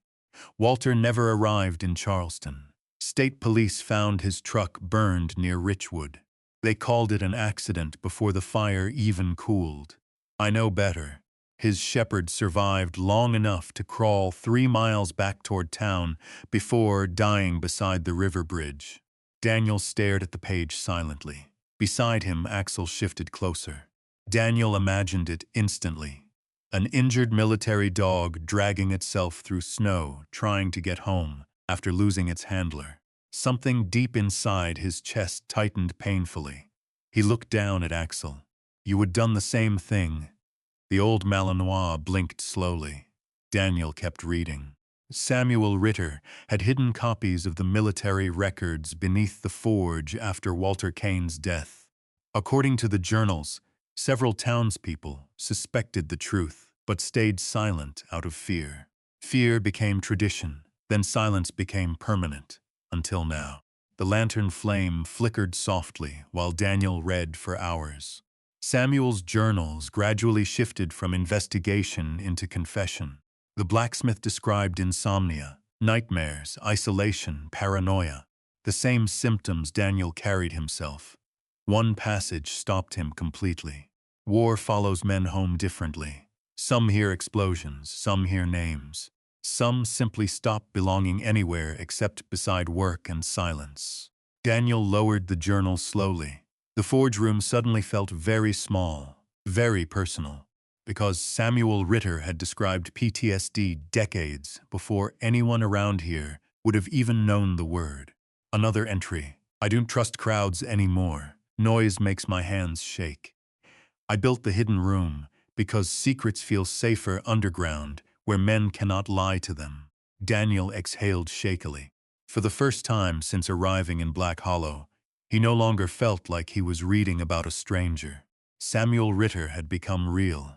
A veteran trying to survive after war rearranged something permanently inside him. Daniel looked around the forge again. The organized tools, the reinforced walls, the careful routines preserved beneath dust. This wasn't just a workshop. It had been Samuel's shelter, his bunker against the world. Daniel understood that far too well. The mountains outside disappeared completely beneath heavy snowfall, while the forge burned quietly through the night. At some point, Daniel opened the final journal. The last pages had been written in noticeably shakier handwriting. August 9th, 1974. If someone eventually finds this room, then either I am dead or too old to keep guarding it myself. Thomas Voss threatened me again this morning. He said memory dies faster than iron rusts. Maybe he is right, but maybe some things wait longer than evil men expect. Daniel swallowed hard. The final paragraph was shorter. To whoever opens this forge again, do not let them bury these men twice. Silence filled the room afterward, deep, heavy. Daniel sat staring into the forge fire while snow buried the clearing outside inch by inch. Axel eventually climbed beside him and rested his head across Daniel's lap. The simple weight of the dog grounded him more than medication ever had. Daniel stared absently at the flames. Then suddenly another memory surfaced. Not war this time. Home, Virginia Beach. His ex-wife standing beside packed boxes near the front door years earlier. You left pieces of yourself overseas and never came back for them, Daniel. At the time, he'd been angry hearing it. Now, sitting inside Samuel Ritter's forge, he realized she had been right. The military trained men to survive impossible situations, but nobody taught them how to return afterward. Daniel looked down at Axel again. You're the only one who stayed. The old Malinois thumped his tail once weakly against the floorboards. Daniel smiled faintly despite himself. Then his expression darkened again, because now he understood why Gordon Voss wanted the forge. Not for money, not for land, for silence. The journals alone could destroy reputations stretching back generations. Daniel rose slowly and crossed toward the hidden hatch again. He reopened the chamber carefully and removed several items: the journals, the photograph, the army records, the dog tags. Not all of them. Only enough to keep hidden elsewhere if someone broke into the forge. When he climbed back out, dawn had begun faintly whitening the mountain sky beyond the windows. Snow covered the clearing completely now. Axel stood near the door again, alert. Daniel moved quietly beside him. Tracks, fresh footprints circled the forge outside. Several sets. Daniel's jaw tightened immediately. Someone had returned during the night. Watching, waiting. The tracks led toward the tree line behind the forge, before disappearing into the snow-covered woods. Axel growled low. Daniel stared toward the mountains. The game had changed now. Whoever watched the forge knew someone had reopened it. And if Gordon Voss suspected Daniel found Samuel Ritter's hidden chamber, things were about to become dangerous very quickly. The fresh footprints circled the forge like wolves testing a fence line. Daniel stood near the front porch, staring at them while pale morning light crept slowly across the snow-covered clearing. 3 separate sets of tracks moved around the building before disappearing back toward the trees behind the ridge. Not random, not curious teenagers, surveillance. Axel stood beside him, rigid and silent, his breath drifting in white clouds through the cold mountain air. Daniel crouched beside the nearest footprint. Work boots, large tread, heavy man. Another set appeared narrower, lighter, probably younger.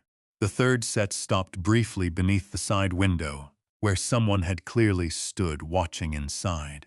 Daniel's jaw tightened.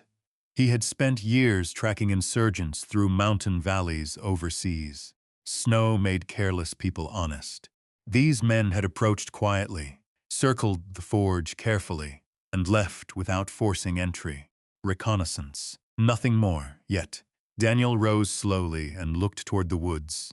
The Appalachian mountains stood silent beneath fresh snow while fog drifted between the trees like pale smoke. Someone up there already knew the forge was awake again. Inside, the fire still glowed low beneath the forge bricks.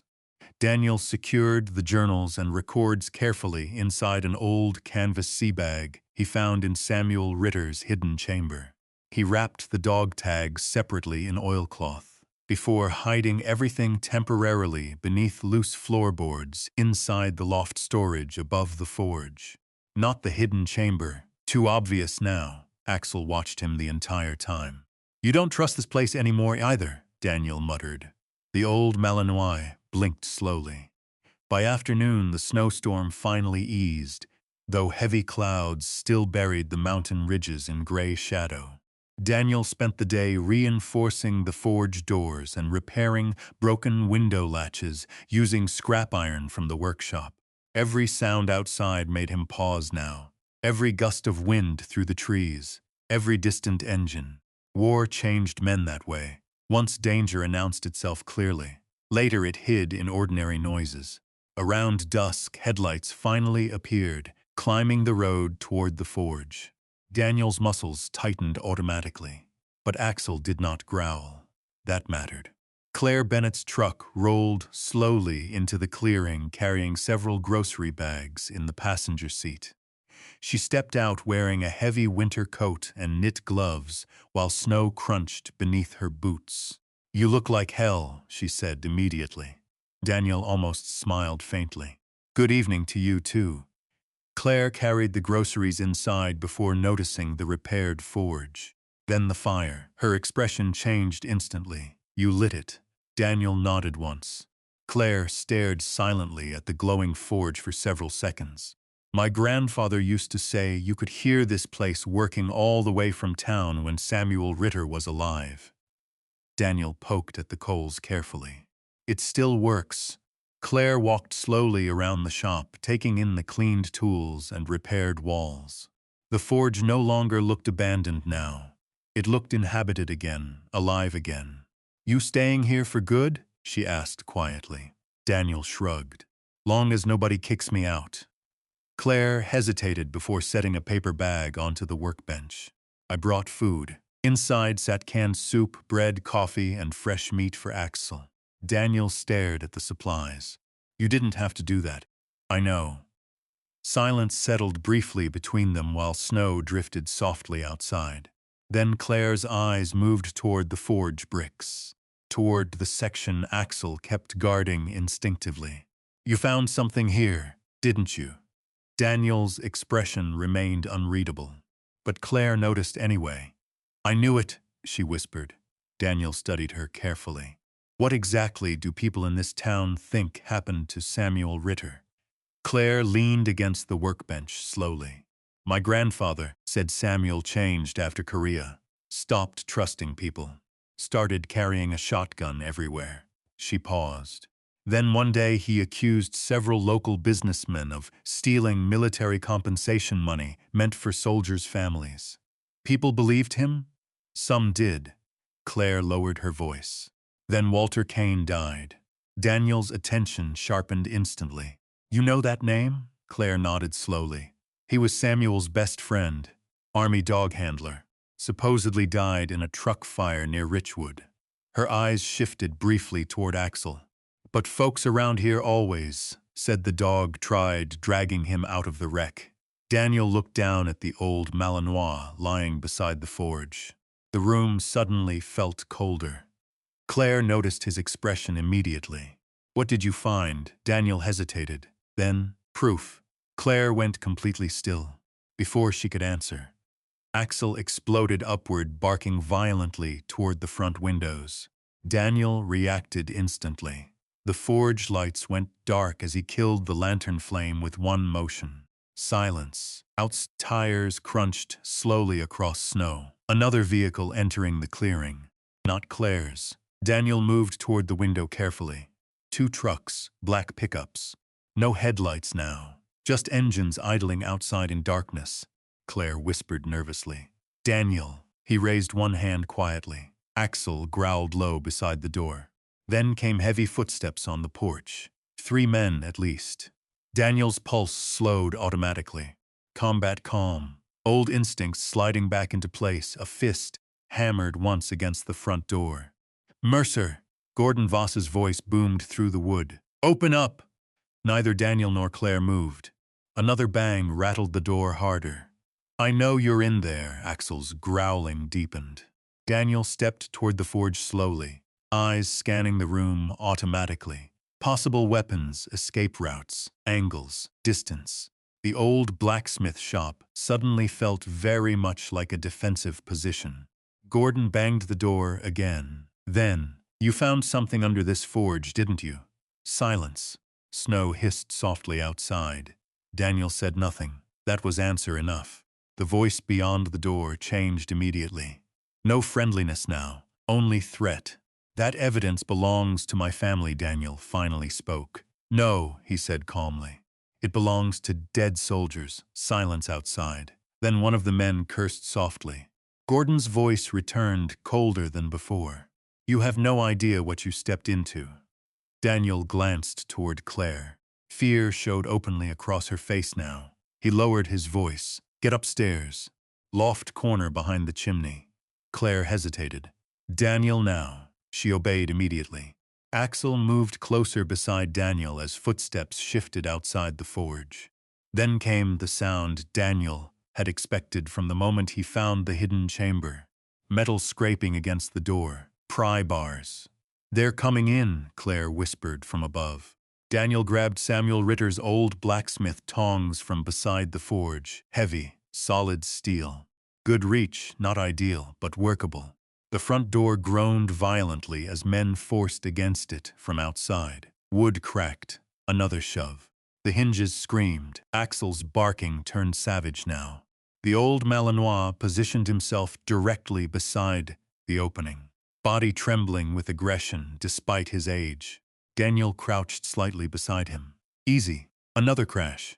The door burst inward halfway before jamming against the floor. 3 men pushed through, blowing snow into the forge. Gordon first, crowbar in hand. 2 younger men behind him carrying flashlights and hunting rifles. The forge fire cast violent shadows across the room while snow swirled through the broken doorway. Gordon spotted Daniel immediately. "Where are the journals?" Daniel said nothing. One of the younger men moved toward the forge. That was the mistake. Axel hit him first. The old Malinois launched across the room with terrifying speed despite his arthritis. The man screamed as Axel slammed him backward into the anvil stand, jaws locking onto his forearm. The rifle clattered away. Chaos exploded instantly. The second intruder swung the crowbar wildly. Daniel moved. Years of SEAL training returned all at once. Fast, cold, precise. He struck the man's wrist with the blacksmith tongs hard enough to disarm him before driving him backward into the forge table. Sparks burst upward. Gordon lunged toward the hidden hatch area. Daniel intercepted him violently, slamming the older man against the brick forge wall. The room filled with shouting, barking, crashing steel. Then suddenly, Axel cried out, sharp, painful. Daniel turned instantly. The younger intruder had drawn a hunting knife. Blood darkened Axel's shoulder fur. The old Malinois still refused to release the man's arm. Rage detonated inside Daniel, pure instant. He crossed the room in 2 strides and drove the intruder backward against the forge with terrifying force. The knife clattered across the floor. Daniel pressed Samuel Ritter's blacksmith tongs against the man's throat, while forge heat roared beside them. "Drop it," he growled. The man froze completely. Gordon staggered backward, breathing hard. Blood ran from his lip where Daniel had struck him. "This isn't over," Gordon hissed. Daniel's eyes never left him. "It is for tonight." Silence filled the forge except for Axel's heavy breathing. Snow blew through the broken doorway. Finally, Gordon grabbed the wounded intruder and backed toward the trucks outside. But before leaving, he looked directly at Daniel. "You should have stayed homeless." Then they disappeared into the storm. The truck engines roared moments later before fading down the mountain road. Silence returned slowly afterward. Daniel dropped beside Axel immediately. Blood soaked the dog's shoulder. Too much blood. Axel tried standing again anyway, still trying to protect him. Daniel's hands shook for the first time all night. "Hey," he whispered urgently. "Stay with me." Claire climbed down from the loft, pale and trembling. "Oh my God." Daniel pressed both hands against the wound. The blood kept coming. Outside, snow began falling harder again. And Daniel realized with growing horror that the nearest veterinary clinic sat nearly 40 miles away, through mountain roads, already disappearing beneath another blizzard. Axel lay on the forge floor, breathing hard. Blood spread steadily through the dark fur along his shoulder and ribs, dripping slowly onto the old wooden planks beneath him. The old Malinois still tried, lifting his head every few seconds toward the broken doorway, as though he intended to keep guarding the forge no matter what damage had been done to him. Daniel dropped to both knees beside the dog. "Stay with me," he whispered. His hands pressed tightly against the wound, while panic clawed at the edges of his control. "Not now. Not Axel. Not after everything." Claire Bennett rushed beside him, carrying clean towels from the loft. "Oh God." Daniel wrapped pressure against the wound carefully. The blood soaked through almost immediately. Axel whimpered once, but never snapped or pulled away. His amber eyes stayed locked on Daniel's face the entire time. Trust, absolute trust, that somehow hurt worse than the blood itself. Daniel swallowed hard. I need my truck keys. Claire grabbed them from the workbench instantly. Outside, wind screamed through the clearing hard enough to rattle the forge walls while snow buried the tracks Gordon Voss's trucks had left behind minutes earlier. The storm was worsening fast. Daniel slid one arm carefully beneath Axel's chest. The old Malinois tried standing on his own first. Still trying to work. Still trying to protect. Daniel's throat tightened painfully. Easy, buddy. I got you. Axel finally relaxed enough to let Daniel lift him. The dog felt heavier than he remembered. Older. Fragile in ways Daniel had spent years pretending not to notice. Claire hurried ahead to open the truck door, while Daniel carried Axel through the snow. Cold wind hit them instantly. The mountains had vanished completely behind whiteout conditions now. Snow swirled across the clearing beneath violent gusts while ice snapped through the trees along the ridge. Daniel laid Axel carefully across the passenger seat beneath the old army blanket. Blood spread quickly through the fabric. Claire leaned into the cab window. There's a veterinary clinic near Beckley, she shouted above the wind. Dr. Harris. It's the only one open overnight. How far? 40 miles if the roads stay clear. They both looked at the storm. Neither believed the roads were clear anymore. Daniel gripped the steering wheel tightly. Claire touched his arm briefly. You can make it. Daniel nodded once. But fear had already settled deep inside him. Not fear of the storm. Fear of losing the last living thing that still needed him. The truck fishtailed twice before reaching the main road. Snow hammered the windshield in thick waves, while the old wipers struggled to keep up. Visibility dropped to almost nothing, beyond the weak yellow headlights cutting through white darkness. Axel's breathing sounded rough beside him. Daniel kept one hand on the steering wheel, and the other pressed against the towels wrapped around the dog's wound. Stay awake, he muttered. The Malinois blinked weakly. Daniel's chest tightened harder. Years earlier, Axel had dragged him unconscious through smoke after an explosion tore apart their convoy outside Jalalabad. Daniel remembered waking beside the dog in a ditch while bullets cracked overhead, and Axel stood bleeding over him, refusing to abandon his position. The dog had saved his life more than once. Now Daniel could do nothing except drive. The mountain road twisted sharply through the storm. Ice covered the curves. The truck slid dangerously near one embankment before Daniel corrected hard against the skid.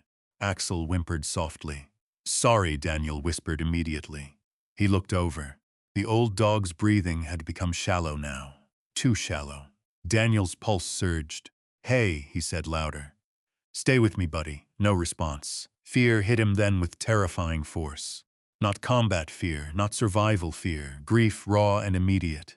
Daniel suddenly remembered another night years earlier, Afghanistan.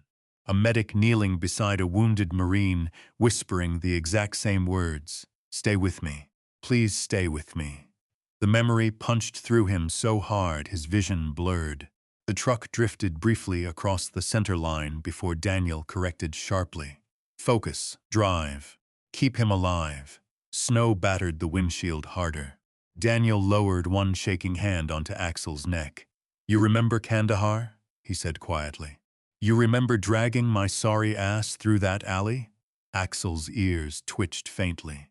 Daniel swallowed hard. Yeah, he whispered. That's right. Talking helped. Kept both of them anchored. So Daniel kept talking about things nobody else knew. The time Axel stole an entire steak off a lieutenant colonel's plate overseas. The sandstorms in Iraq, sleeping beside helicopters. How Axel used to bark at squirrels but ignore gunfire completely. Anything, everything, just to keep hearing sound inside the truck. Because silence felt dangerous now. At one point the road disappeared entirely beneath drifting snow. Daniel slowed almost to a crawl. The truck engine groaned beneath the strain while wind shoved against the doors hard enough to shake the entire cab. His hands cramped painfully around the steering wheel. Exhaustion crept into his bones. Then Axel suddenly shifted beside him. Daniel looked over instantly. The dog's eyes had closed. Axel, no response. Fear exploded through him. Axel. The Malinois stirred weakly, but did not fully open his eyes. Daniel's voice cracked. "Don't you do this to me." The words escaped before he could stop them. Too honest, too real. He gripped the wheel harder. "You're not allowed to leave yet, you hear me?" Outside, lightning flashed across the mountains, illuminating endless snow-covered ridges for half a second before darkness swallowed them again. Daniel barely saw it. His entire world had narrowed down to the wounded dog bleeding beside him. "You're all I got left," he whispered. Silence. Then quietly, "My son won't even answer my calls anymore." The confession surprised him. He hadn't spoken those words aloud in almost a year. But the storm stripped people down, made honesty unavoidable. Daniel stared through the windshield while memories surfaced one after another. His ex-wife packing boxes silently. His son standing stiffly in the driveway, refusing to hug him goodbye after Daniel missed another birthday because of deployment. VA waiting rooms, pills, nightmares, empty apartments. One job after another, falling apart because crowds made him anxious and loud noises sent him somewhere else mentally for minutes at a time. But Axel had stayed. Through every motel room, every truck stop, every bad night. The old dog never once looked at him like he was broken. Daniel wiped one trembling hand across his eyes angrily. "Don't die on me tonight," he whispered. Finally, nearly 2 hours after leaving the forge, faint lights appeared through the storm ahead. Beckley Veterinary Emergency Clinic. Daniel nearly missed the driveway entirely because of the snow. He slammed the truck into park before the vehicle fully stopped moving. The clinic doors burst open as he carried Axel through the storm. A veterinarian in green scrubs rushed forward immediately. "What happened?" "Knifed wound," Daniel said hoarsely. The vet's expression tightened at the amount of blood. "How old is he?" 12. The veterinarian hesitated only slightly. "Old for a working Malinois. Too old for heavy blood loss." "Bring him back now." Daniel followed until a nurse stopped him outside surgery doors. "We need room to work." Daniel looked at Axel one last time. The old dog lifted his head weakly toward him, despite everything. Still checking on him. Still making sure Daniel was okay. The doors swung shut between them. Silence followed. Daniel stood motionless in the empty hallway, while snow hammered against the clinic windows outside. His clothes were soaked with blood and melted snow.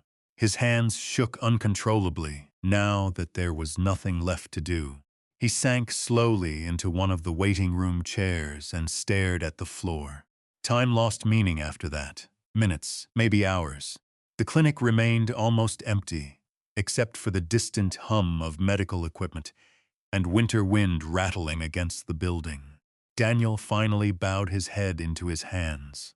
For the first time since leaving the military, he prayed, not polished church prayers, just desperate words from a tired man sitting alone in a snowstorm. Please, please let him stay. Because the truth Daniel Mercer finally understood in that empty veterinary hallway was simple enough to break him completely. If Axel died, there might not be enough left inside him to come back from it. Daniel Mercer sat alone beneath the pale fluorescent lights of the veterinary clinic, while snow battered the windows outside like handfuls of gravel thrown from the dark. Midnight had passed hours ago, though time no longer seemed to move normally inside the waiting room. The heater hummed softly. A coffee machine clicked somewhere down the hallway. Otherwise, silence. The kind of silence that forced a man to sit alone with every memory he spent years trying to outrun. Daniel leaned forward in the chair with his hands clasped tightly together between his knees. Axel's blood had dried dark across his sleeves. He couldn't stop staring at it. The surgery doors finally opened sometime near dawn. Daniel stood immediately. The veterinarian stepped into the hallway, pulling off blood-stained gloves. Exhaustion showed plainly across his face. For one terrible second, Daniel already knew. Then the doctor spoke. He made it through surgery. Daniel closed his eyes. Relief hit so hard his knees almost gave out beneath him. The veterinarian continued carefully. He lost a lot of blood. At his age, recovery's going to be rough. But the knife missed the lung by less than an inch. Daniel swallowed hard. "Can I see him in a minute?" The veterinarian studied him quietly. "That dog's tough." Daniel nodded faintly. "You have no idea." The doctor leaned against the hallway wall. "Whoever trained him did exceptional work." A humorless smile crossed Daniel's face. "I did." That surprised the veterinarian. Daniel looked toward the surgery room doors. "We spent 8 years deployed together." The doctor whistled softly beneath his breath. "Well," he said quietly, "that dog wasn't trying to survive tonight." Daniel frowned slightly. "What do you mean?" "He kept trying to stand back up during treatment." The veterinarian shook his head. "Animals don't usually do that after trauma, unless they're trying to protect somebody." Daniel looked down at the dried blood on his hands again. The doctor rested one hand gently against his shoulder before walking away. Several minutes later, a nurse finally led Daniel toward recovery. Axel lay beneath warm blankets inside a dim room, smelling faintly of antiseptic and wet fur. Tubes ran from one foreleg while bandages wrapped heavily around his shoulder and ribs. The old Malinois opened his eyes immediately when Daniel entered. Still checking the room. Still making sure the threat was gone. Daniel sat carefully beside him. "Easy, buddy." Axel's tail thumped weakly once beneath the blankets. Daniel lowered his forehead gently against the dog's neck. For several seconds, neither moved. Outside, the storm slowly weakened with dawn. The mountains beyond the clinic windows emerged beneath pale gray skies and endless snow-covered ridges. Daniel stayed beside Axel most of the morning. At some point, Claire Bennett arrived carrying coffee and a folded newspaper under one arm. Her eyes widened slightly, seeing Daniel still covered in bloodstains. "How is he?" "He's alive," Claire exhaled visibly. Then she handed Daniel the newspaper. Front page. Black Hollow business owner questioned after violent incident. Gordon Voss's photograph stared back beneath the headline. Daniel frowned. "What happened?" Claire sat down beside him quietly. "After you left the forge, Gordon's nephew panicked and ran his mouth at the sheriff's office." She lowered her voice. Word spread fast after that. Daniel opened the paper. According to the article, deputies responding to reports of gunfire near the forge had discovered signs of forced entry and assault. Gordon claimed Daniel attacked them first, but somebody else in town had already started talking. Older veterans, retired miners, people who remembered Samuel Ritter. And once people started talking, everything buried beneath Black Hollow began surfacing. Claire pointed toward another article, lower on the page. Missing soldiers investigation reopened. Daniel stared at it silently. "The sheriff contacted federal investigators this morning," Claire explained. "Apparently, some of those names from Samuel's records match unresolved military cases from the 50s. Daniel leaned back slowly. Outside the recovery room window, snow slid softly from pine branches beneath rising morning light. For 50 years, Samuel Ritter had waited for someone to believe him. Now suddenly, the entire mountain town had started remembering. Claire looked carefully at Daniel. "You found enough evidence to destroy people, didn't you?" Daniel nodded once. Her expression darkened. "My grandfather used to say Samuel Ritter stopped sleeping near the end." She hesitated. "He thought people were watching the forge constantly."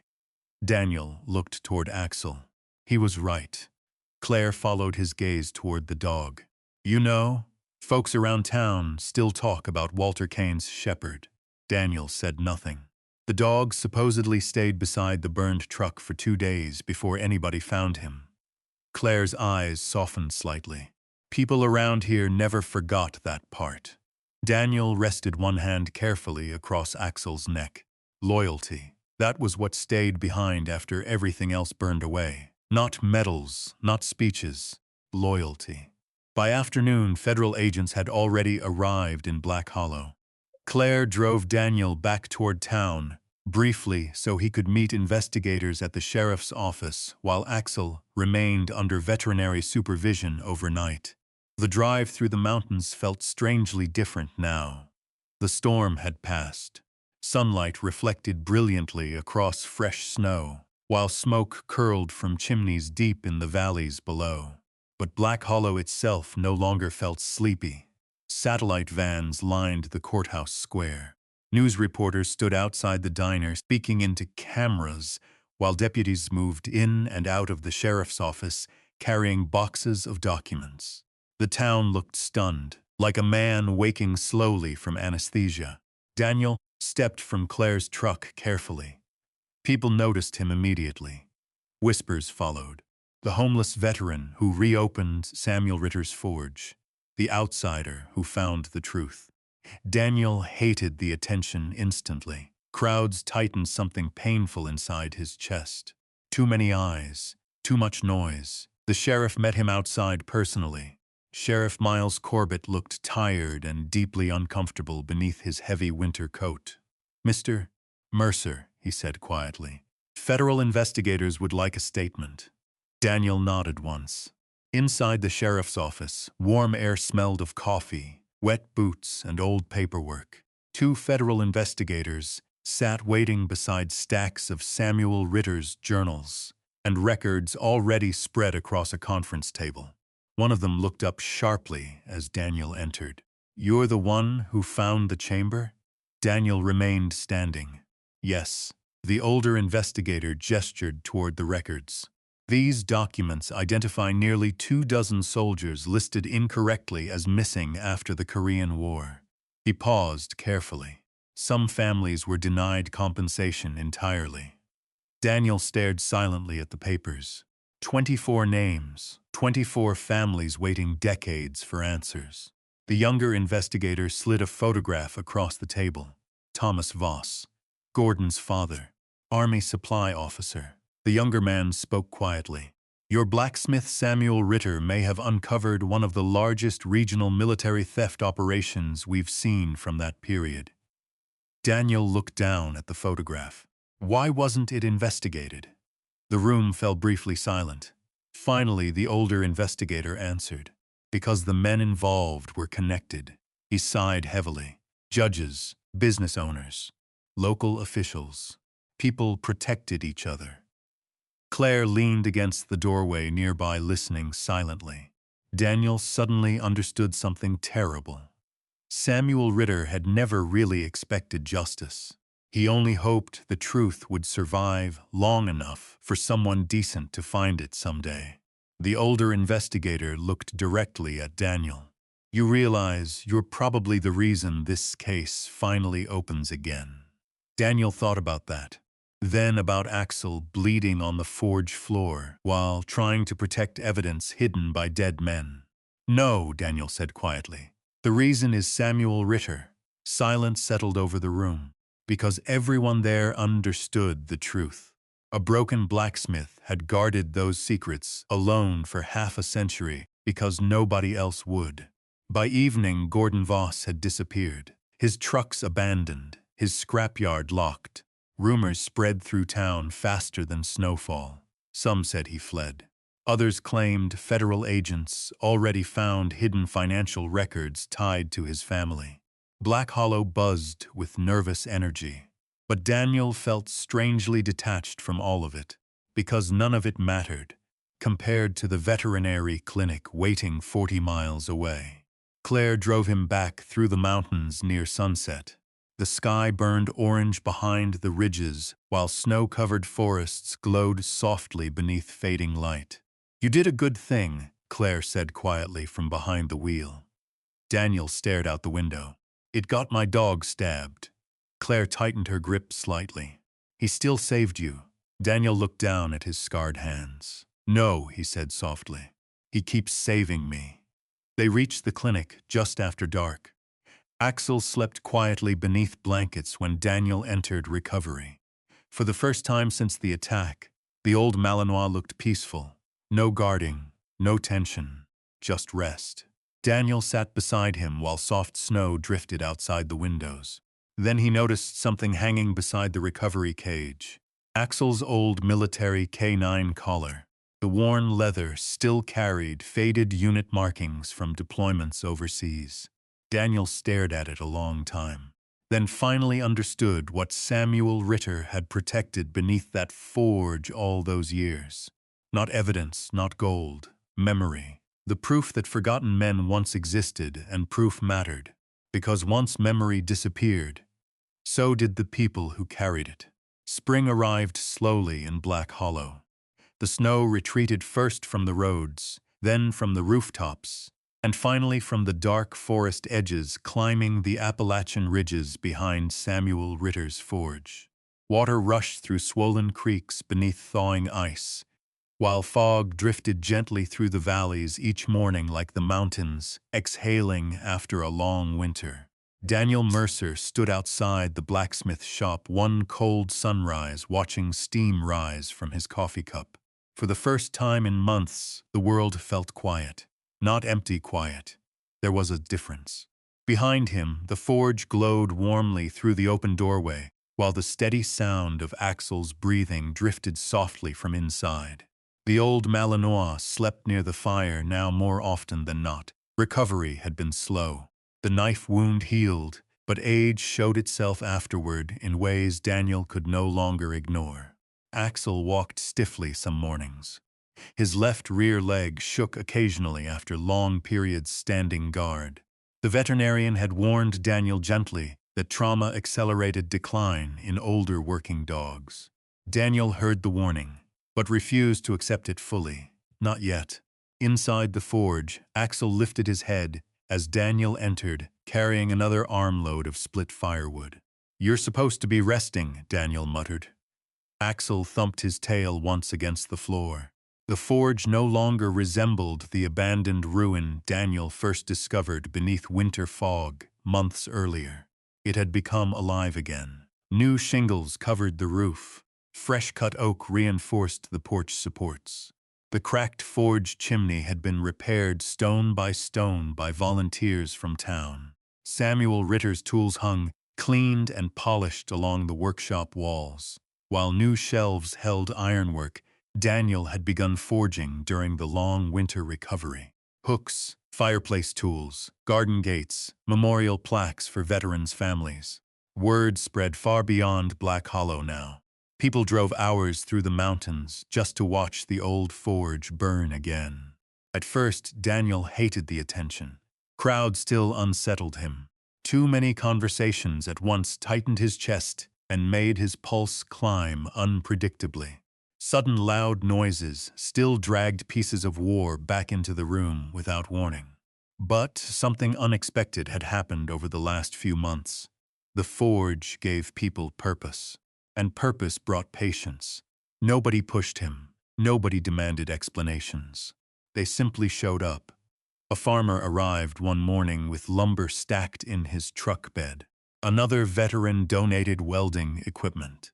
A retired machinist from Charleston rebuilt Samuel Ritter's old drill press free of charge after reading about the forge in the newspaper.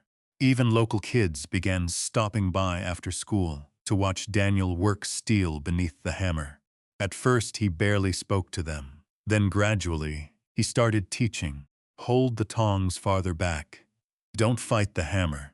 Let the weight work. Steel remembers how you treat it. Simple lessons. But the children listened carefully, especially when Axel supervised nearby. The old Malinois had become something of a legend around Black Hollow.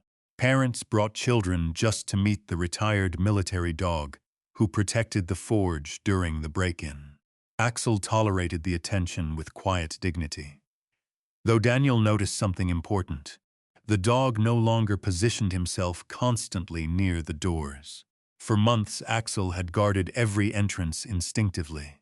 watching windows, monitoring shadows, waiting for danger. But now, he slept deeply beside the forge, really slept, sometimes for hours. The realization hit Daniel unexpectedly one afternoon, while shaping a horseshoe at the anvil. Axel finally believed they were safe. That thought nearly broke him. Claire Bennett visited often now, sometimes bringing supplies, sometimes simply sitting quietly in the forge office grading school papers while Daniel worked nearby. Neither of them talked much about it, but the silence between them had become comfortable, familiar. One rainy evening, she watched Daniel teaching two teenage boys how to shape heated steel into coat hooks. "You're good at this," she said after the boys left. Daniel snorted softly. "Terrible business model. I'm serious." He returned the glowing steel to the forge. Claire leaned against the workbench, studying him carefully. "You know, half the veterans around here started showing up because of you?" Daniel frowned slightly. "I didn't ask them to." "No," Claire said gently. "That's why they trust you." The words settled heavily in the room. Daniel stared into the fire. Veterans had indeed begun arriving quietly at the forge during the past several weeks. Not large groups, one at a time usually, men carrying invisible weight behind their eyes. A former Marine missing 2 fingers from Fallujah. An Army medic who hadn't slept properly in years. A National Guardsman recently divorced after too many deployments. They came because they heard about the forge, because they heard another broken veteran somehow rebuilt himself there. Most never asked questions. They simply stood near the warmth while Daniel worked, watching sparks rise, listening to hammer strikes echo across the valley, and slowly talking. Not about politics, not about medals, about nightmares, isolation, anger. The strange guilt veterans carried after surviving things better people didn't. Daniel rarely gave advice. He simply listened. Sometimes that mattered more. One evening, a younger veteran named Travis stayed long after sunset, helping Daniel repair wagon hardware near the forge. Travis stared into the fire quietly before speaking. "Feels strange here." Daniel glanced toward him. "How peaceful." Travis hesitated. "Like the noise in my head slows down." Daniel looked around the shop. The glowing forge, the hanging tools, Axel asleep nearby beneath warm firelight. He understood exactly what the younger man meant. Samuel Ritter understood it too. Work steadied damaged minds, not perfectly, but enough. Weeks later, federal investigators finally completed excavation beneath the forge chamber. The findings made national news. 27 missing soldiers officially identified. Compensation theft records tied directly to Thomas Voss and several county officials from the 1950s. Families received long-delayed answers after generations of silence. Several military families even traveled to Black Hollow, personally, to thank Daniel. He hated every interview, every camera, every spotlight. But one elderly woman changed him. Her brother's dog tags had been hidden beneath Samuel Ritter's forge all those years. She held the tags in trembling hands outside the blacksmith shop one afternoon, while tears ran quietly down her face. "I thought the army forgot him," she whispered. Daniel looked toward Samuel Ritter's old hammer hanging above the anvil. "No," he said softly. "Somebody remembered." After she left, Daniel stood alone beside the forge for a long time. Then finally understood something important. Samuel Ritter had not hidden those records because he believed justice would come quickly. He hid them because memory itself mattered. Even delayed truth still carried dignity. Outside, spring deepened across the mountains. Wildflowers appeared along creek banks. The town of Black Hollow slowly changed too. People smiled more now when passing the forge. The old building no longer represented fear or buried secrets. It represented survival. One Saturday evening, the town hosted its first spring festival in years beside the courthouse square. Children ran through the streets carrying paper lanterns, while local musicians played bluegrass beneath strings of hanging lights. Daniel almost didn't attend. Crowds still tightened something nervous inside him, but Claire convinced him, "You don't have to stay long." So Daniel came. Axel walked slowly beside him, wearing his retired K9 collar. People noticed immediately. Applause spread quietly through the crowd as Daniel crossed the square. Not loud, not overwhelming, respectful. Veterans nodded toward him, children waved at Axel. For once, Daniel did not feel trapped by attention. He simply felt seen. Later that night, he returned to the forge, exhausted but strangely lighter inside. Axel limped toward his usual spot beside the fire before lowering himself carefully onto the floorboards with a deep, contented sigh. Daniel sat nearby, watching sparks drift upward through the chimney. Then he noticed something that stopped him completely. Axel had fallen asleep facing away from the door, not guarding, resting, trusting. Daniel stared at the old dog quietly, then looked around the forge itself. Samuel Ritter's tools, the repaired walls, the glowing fire. Voices from town still faintly echoing down the valley outside. This place had become more than shelter, more than a workshop. It had become proof that broken things could still serve a purpose. Daniel lowered one hand gently onto Axel's neck. The old Malinois barely stirred. For the first time in years, both soldier and dog finally felt home beginning to settle around them. And neither of them wanted to run anymore. Summer came green and deep to the Appalachian mountains. The forests surrounding Black Hollow thickened beneath warm sunlight, while the creeks ran clear through valleys bursting with wildflowers and tall grass.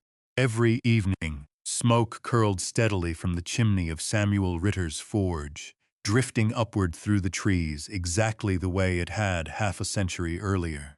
Only now the sound of hammer strikes returned with it. Life had returned too.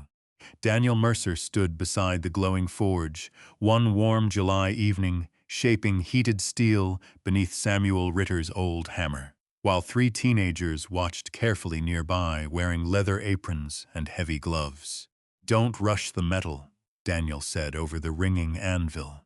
"You force it too hard, it cracks." The youngest boy nodded nervously. Daniel handed him the hammer. "Your turn." The teenager hesitated, then struck carefully. The steel bent slightly beneath the blow. Beside the forge, Axel lifted his head briefly from his usual place near the fire, before settling back down again with a soft grunt of approval. The old Malinois had grown slower during the summer. His muzzle had whitened almost completely now. Long days tired him more easily. Sometimes, his injured shoulder stiffened badly enough that Daniel carried him up the loft stairs at night, rather than forcing him to climb.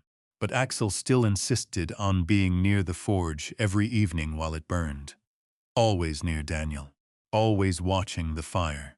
The forge itself had become something no one in Black Hollow could have imagined months earlier. Children visited after school to learn basic ironwork. Veterans gathered on weekends beneath the open workshop doors, sharing coffee and quiet conversations, while sparks drifted upward into the mountain air. Families drove from neighboring counties during festivals just to see the old blacksmith shop alive again. Nobody called it condemned anymore. Now people simply called it Mercer's Forge. Daniel hated the name, but secretly, he understood why it mattered. One afternoon, a delivery truck arrived, carrying a wooden crate addressed from the Department of Defense. Inside rested 27 newly engraved memorial plaques, honoring the soldiers whose records Samuel Ritter had hidden beneath the forge. Each plaque carried a name, a unit, a story finally returned to history. Daniel mounted them carefully along one wall inside the workshop, beside Samuel Ritter's journals sealed safely behind glass. People stood quietly in front of those names now whenever they visited. Some cried, some saluted. Some simply stared silently at the dog tags displayed beneath the photographs. Memory had finally become visible again, and visible things were harder to bury. Late one evening after closing the forge, Daniel sat alone outside on the porch steps, watching fireflies drift through the dark valley below. Axel lay beside him with his head resting across Daniel's boot. The mountains stretched endless beneath the stars, peaceful. Claire Bennett stepped quietly onto the porch, carrying 2 cups of coffee. "You missed dinner again," she said. Daniel accepted the coffee. "Lost track of time." "You always lose track of time," he smiled faintly. That still felt strange sometimes, smiling, not forced, not polite, real. Claire sat beside him, watching the valley lights below. "You know, the town council wants to officially protect the forge as a historical landmark." Daniel groaned softly. "Sounds expensive." Claire laughed quietly. "It means they're proud of it." Daniel stared out toward the mountains. For 50 years, people were scared of this place. Not anymore. Silence settled comfortably between them. Then Claire spoke again. "You ever think about leaving?" The question surprised him. Daniel looked down at Axel sleeping peacefully beside the porch rail. Then toward the forge glowing warmly behind them. The answer came easier than he expected. No, and he meant it. Because the forge had changed something inside him that years of therapy never reached. Purpose, not survival. Purpose. There was a difference. Weeks later, during Black Hollow's Summer Heritage Festival, the forge stayed crowded nearly all day. Children lined up for blacksmith demonstrations while bluegrass music drifted through town beneath strings of hanging lights. Farmers sold peaches and honey from roadside stands. Veterans gathered beneath shaded tents, swapping stories no civilians could fully understand. Daniel moved through the crowd more comfortably now, still cautious, still watchful, but no longer disconnected from everyone around him. Healing did not happen all at once. It happened quietly, in pieces. That afternoon, Sheriff Corbett arrived carrying a small wooden case beneath one arm. "I figured this belongs with you," he said. Daniel opened the case slowly. Inside rested Samuel Ritter's folded American flag recovered from storage after federal investigators completed the case. Beneath it sat Walter Kane's restored military dog tags. Daniel stared silently at them. Sheriff Corbett lowered his voice. "Families wanted them displayed here." Daniel looked toward Axel, lying near the forge doorway, greeting children patiently. 2 forgotten veterans, 1 blacksmith, 1 dog handler. And now their memory finally had a home again. That evening, after the festival ended and the crowds faded back into the mountains, Daniel remained alone inside the forge cleaning tools while warm firelight danced across the walls. Axel slept deeply near the anvil. Outside, crickets filled the valley with soft summer noise. Daniel moved slowly around the workshop, extinguishing lanterns one by one until only the forge remained glowing softly in the darkness. Then footsteps sounded outside, not threatening, uncertain. Daniel looked toward the doorway. A young man stood there carrying an old duffel bag over one shoulder, maybe late 20s, thin, exhausted. The kind of exhaustion Daniel recognized immediately because he once carried it himself. The young man glanced awkwardly toward the forge. "You Daniel Mercer?" Daniel nodded once. The stranger swallowed nervously. "I heard veterans come here sometimes." Daniel studied him quietly, shaking hands, haunted eyes, the subtle way he positioned himself near exits automatically. "Combat veteran, no question." "What's your name?" Daniel asked. "Eli." "You hungry, Eli?" The young man hesitated before nodding slightly. Daniel motioned him inside. "There's stew on the stove." Eli stepped cautiously into the forge while Axel lifted his head slowly from beside the fire. The old Malinois watched the stranger several seconds. Then, satisfied, lowered his head back down again. Trust granted.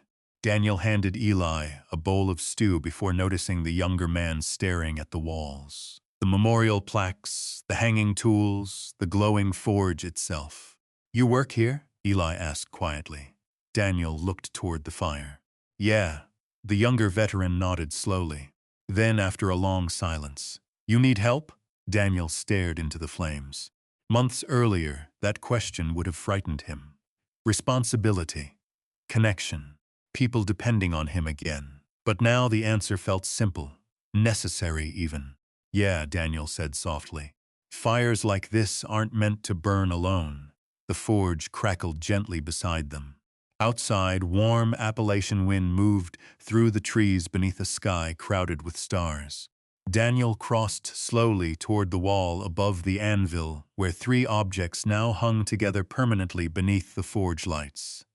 Samuel Ritter's hammer, Daniel's Navy SEAL trident, Axel's retired K9 combat collar, past service loyalty, all surviving together beneath one roof. Daniel rested one hand against Axel's neck. The old Malinois opened his eyes briefly before relaxing again beside the warmth of the forge. Peaceful, safe, finally home. And as hammer strikes once again echoed softly through the mountains of Black Hollow, long into the summer night, Daniel Mercer understood the truth Samuel Ritter had discovered long before him. He had never rescued the forge. The forge had rescued him. Final image. The old blacksmith shop glowing warmly beneath the Appalachian night, while Axel slept peacefully beside the fire, and the sound of steel against steel rolled outward through the mountains like a heartbeat refusing to die. If you believe good men and loyal dogs still deserve a place in this world, drop a strong yes down in the comments. And tell us where you're watching from tonight. We love seeing these stories travel across America. Sometimes the things people throw away end up saving a life. Subscribe if you'd like to stay with us for more stories about justice, grit, second chances, and the people who refuse to quit.